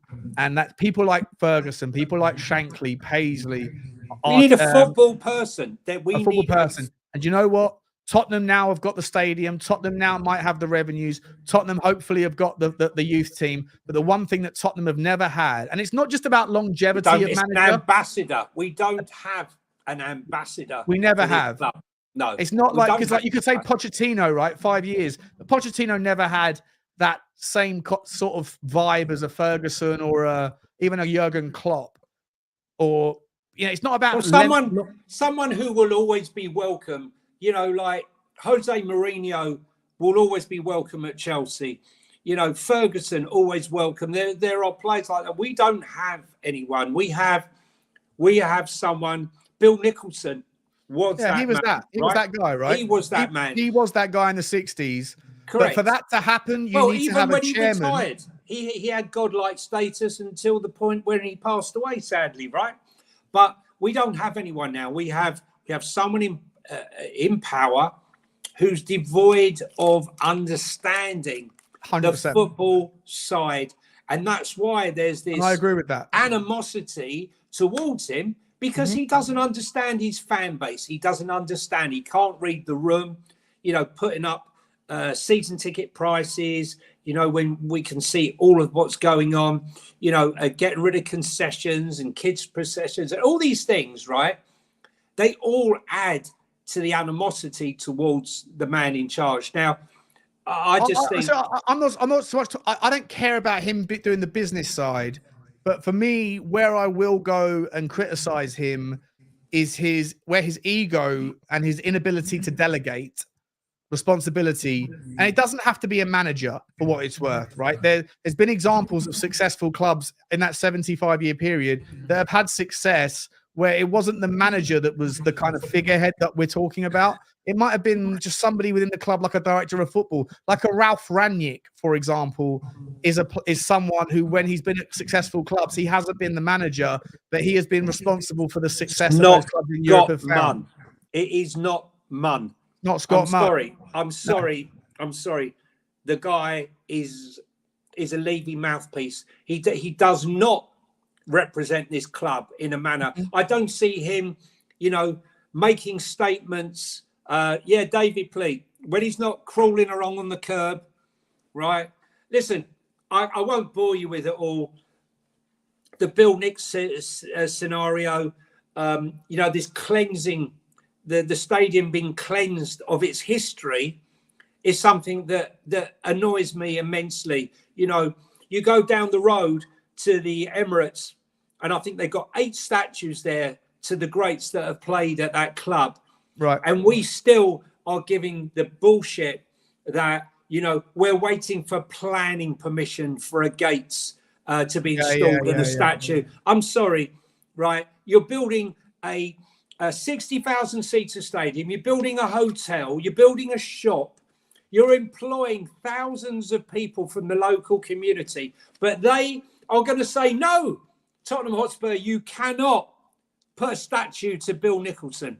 Rubbish. Absolute rubbish. The thing is, he wants it as an unidentifiable stadium for his multi-purpose events.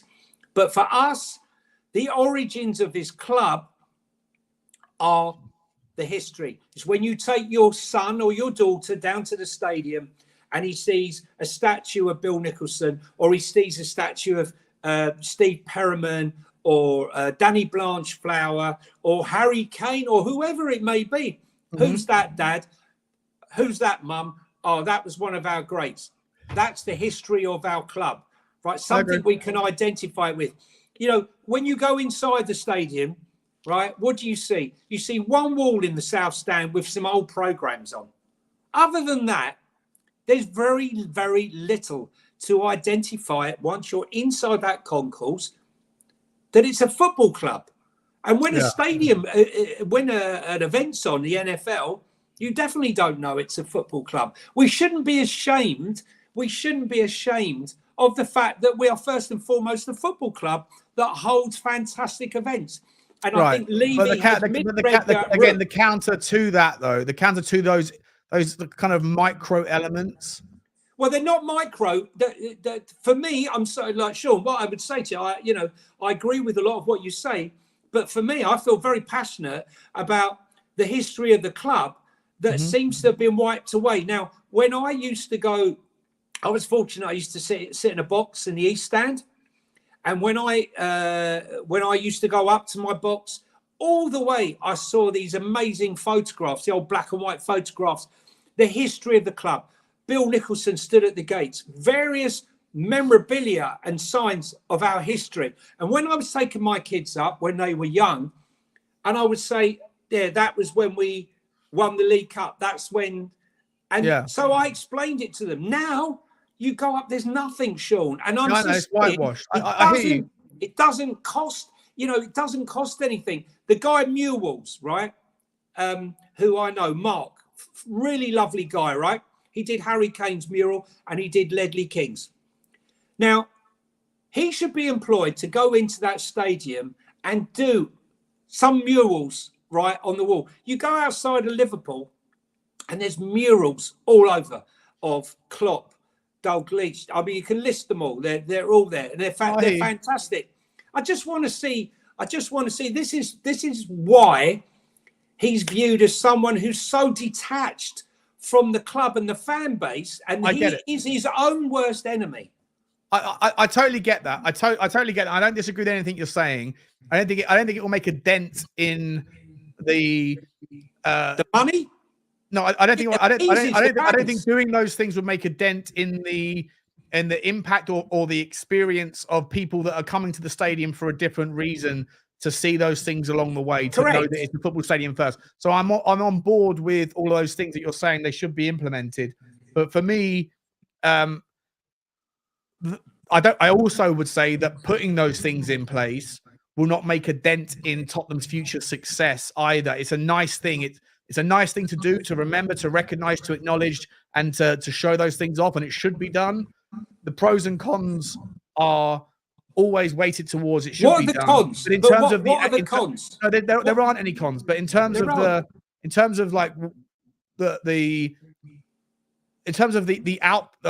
pros are not going to do much either, apart from some nostalgia, which is nice. But in terms of taking Tottenham back to a team where we don't just win a trophy once every blue moon, like what has happened in the last 25 years, like what I've shown you is the case for 70% of the teams that have won anything over the last 75 years. They are once in a blue moon, once here, maybe twice, maybe 3 times, but 85% of all of the trophies are still owned and operated by those 5 teams, and it was only 3 of them until 2002 and 2008.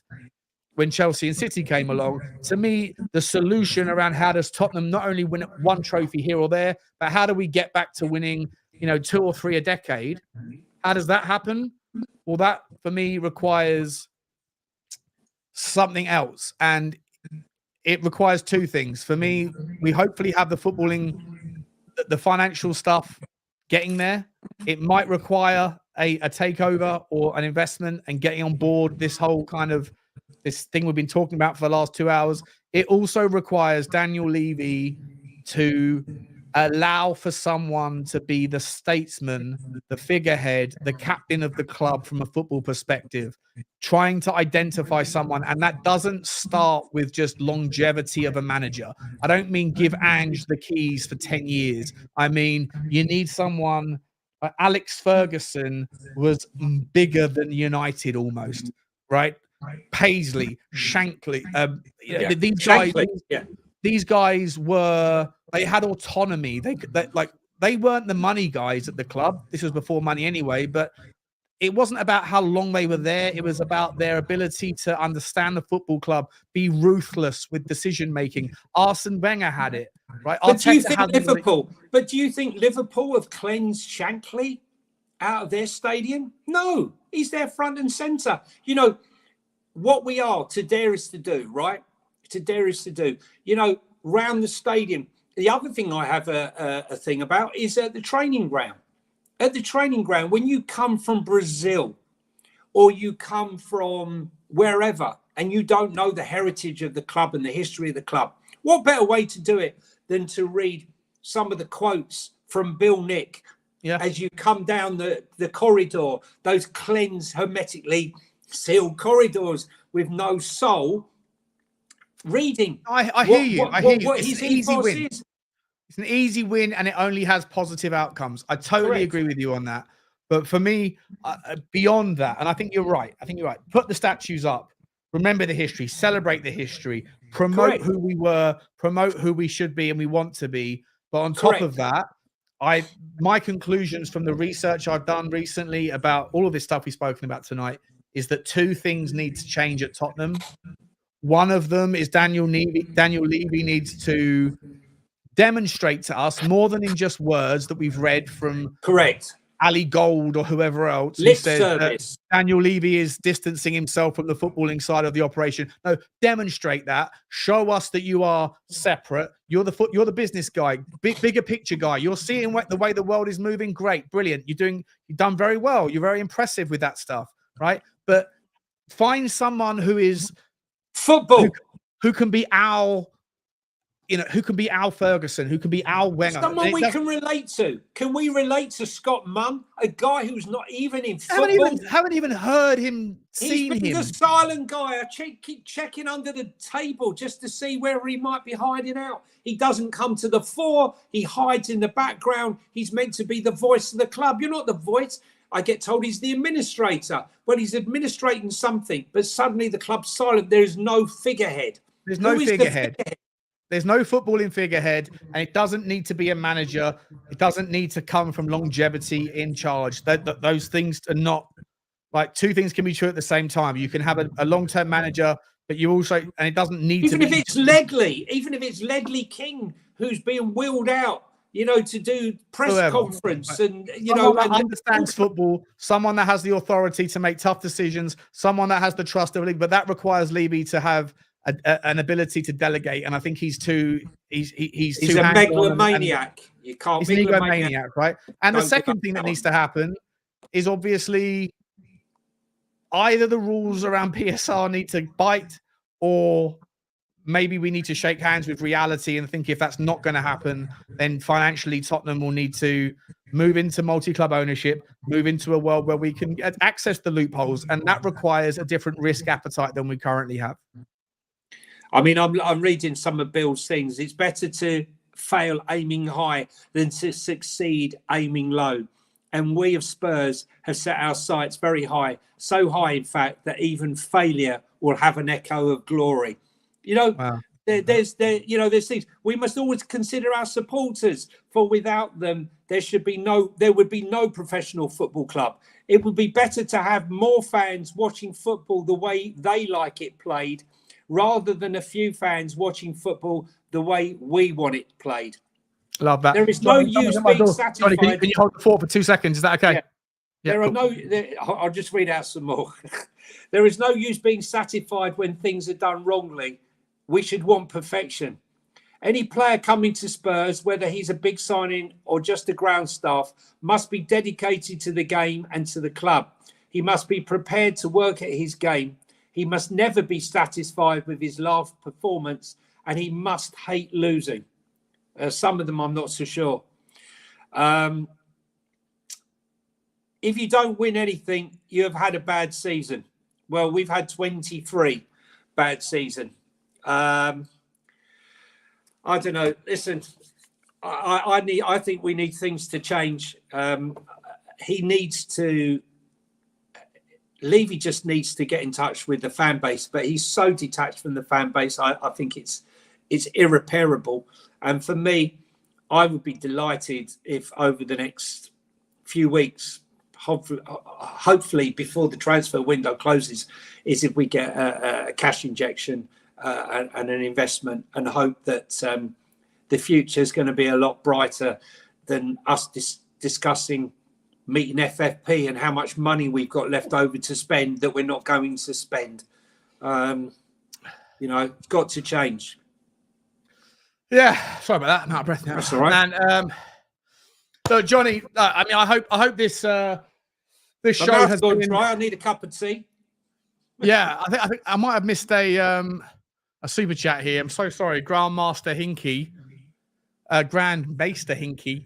What's the deal with the font? Was Comic Sans not available? Yeah, sorry about that. I was putting it, whatever, just using it. I wasn't sure if I was ever going to show it on screen, but as it came up, I thought I would. Kudos to you for all the research and the conversation is enlightening. Thank you. You're very welcome, mate. Very much appreciate the super chat. The donations very, very well received, and I'm very grateful. Johnny, look, it's been 2 hours. I think we put the world to rights a little bit with regards to PSR and FFP. I have concerns around whether or not it's ever going to have any teeth. And consequently, when you get back to the valuation of Tottenham, which was the original point from that whole Swiss Ramble article, if Tottenham were to be sold for a world record amount, in a nutshell, mate, summarize how you feel. The next 10 years for Tottenham to win, for Tottenham to be able to compete, as I say, not just for one trophy here or there in a cup where you get a little bit of luck along the way of who you draw and who gets drawn, for Tottenham to be able to compete for the league and to get back amongst it. Can we do it with the track and the train and the road that we're currently on, or is it going to require a different owner, a shared ownership, changing of the rules? How do you see us becoming more consistently competitive? Joe Lewis is not going to invest any more money. The money's the shares are stuck in a trust in the Bahamas. The beneficiaries being his children. They will sell at some point. Whether Levy will sell his 24% or what have you, I don't know. Maybe the investment is such where they will buy Joe Lewis's shares from the trust. I think that will happen eventually. I definitely think it will happen in the next 10 years. I can't see his daughter taking over. There was lots of rumours over it, but I can't see it. So I would say that inward investment is a given. 100% is a given. We will have to have inward investment. Levy does not have the same wealth as Joe Lewis. He doesn't have the money to invest. So the only money he will ever invest is the money the club can generate it itself. He's not going to dip into his personal fortunes. So I think we could be in a situation where we could get someone like a QSI who would be limited to only buying 10% of the club because of their ownership of PSG. They're very limited with PSG. Every year in France, they break the rules and they pay the fine to the French league. It's a £64 million, I think. Yeah. 64 million euros fine to a guy who's worth 700 billion. Yeah. Okay. Well, we'll break the rules. We'll break the rules every year, and we'll just give you 60 million. Right? Laughable. Right? Okay. Yeah. Nothing else happens. But they'd like to dine at the Premier League table. So buy the 10%, sell your PSG, and then come and take over Spurs. That would be probably the best case scenario. So you want us to join the dark side, yeah?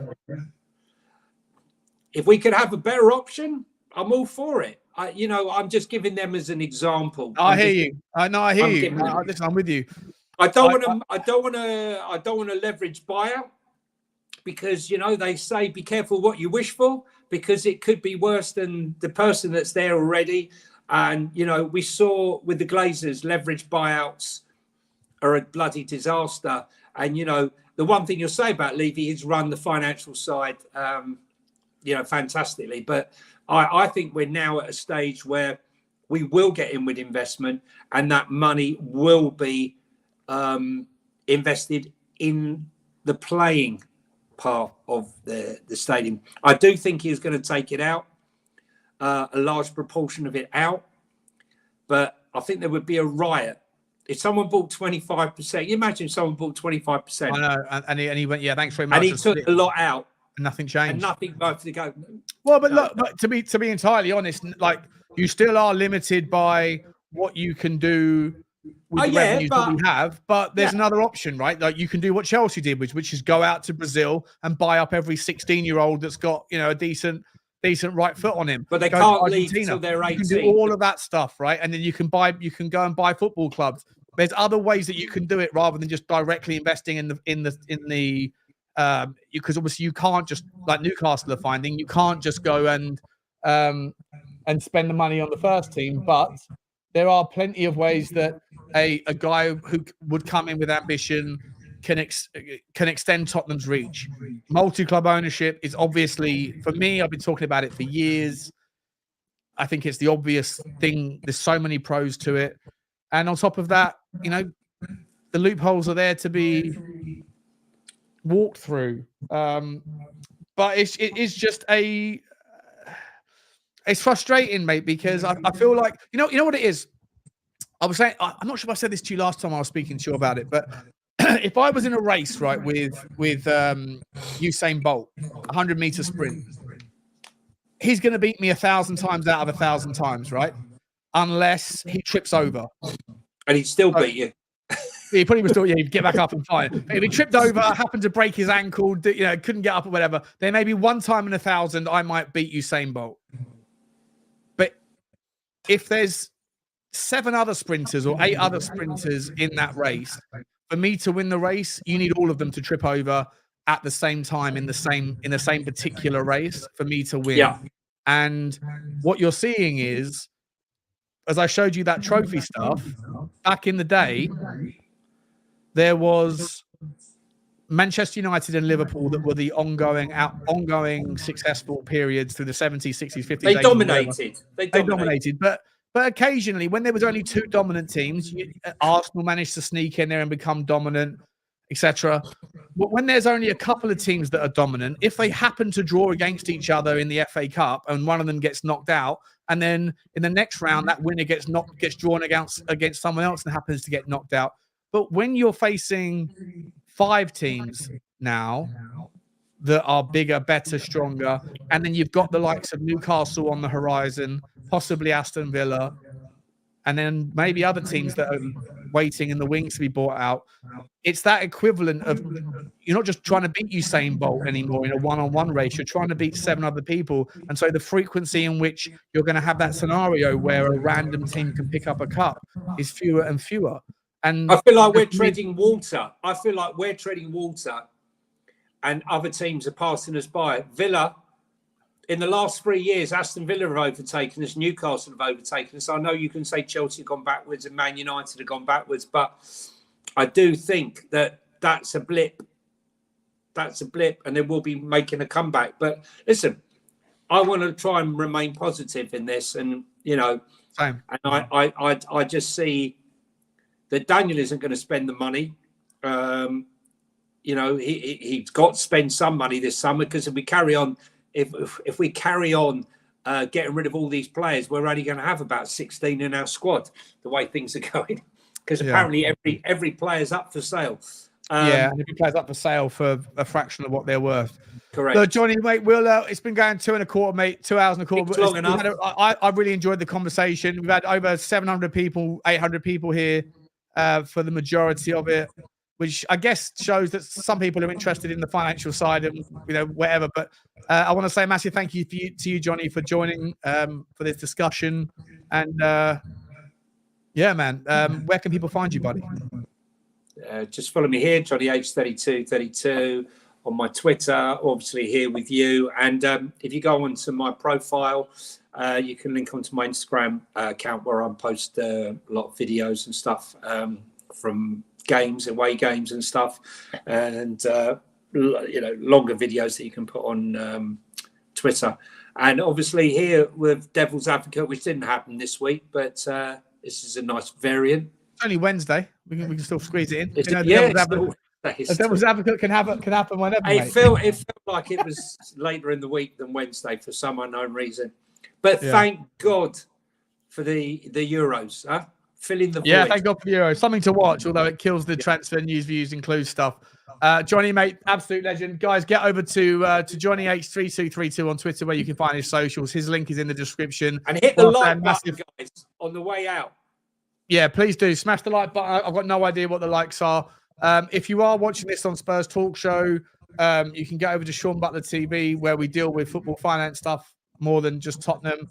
And if you are on Sean Butler TV and you fancy hearing more about Tottenham specific stuff, then you can come over to Spurs Talk Show. Links are all in the description. Thank you very much for everyone that's paid attention. I know there's been a football game on. Big shout out to Tiff and Tejo, Grandmaster Hinky, JC Flores, Talk and Ball. Sorry, I didn't even see that. What's good, big dog? Sorry, Colin, didn't see that one, mate. Thank you very much. The Big D, El Dente, Ricardo for the 10 Spurs membership. It's very nice of you. And Phil Coys as well for your loyalty. Guys, we'll leave it there. Have a wonderful evening. And like, subscribe and comment and all that jazz. We'll see you tomorrow. First. And as always, come on, you Spurs. Wait for the big signings. Cheers, guys. Take care. Bye-bye. Bye.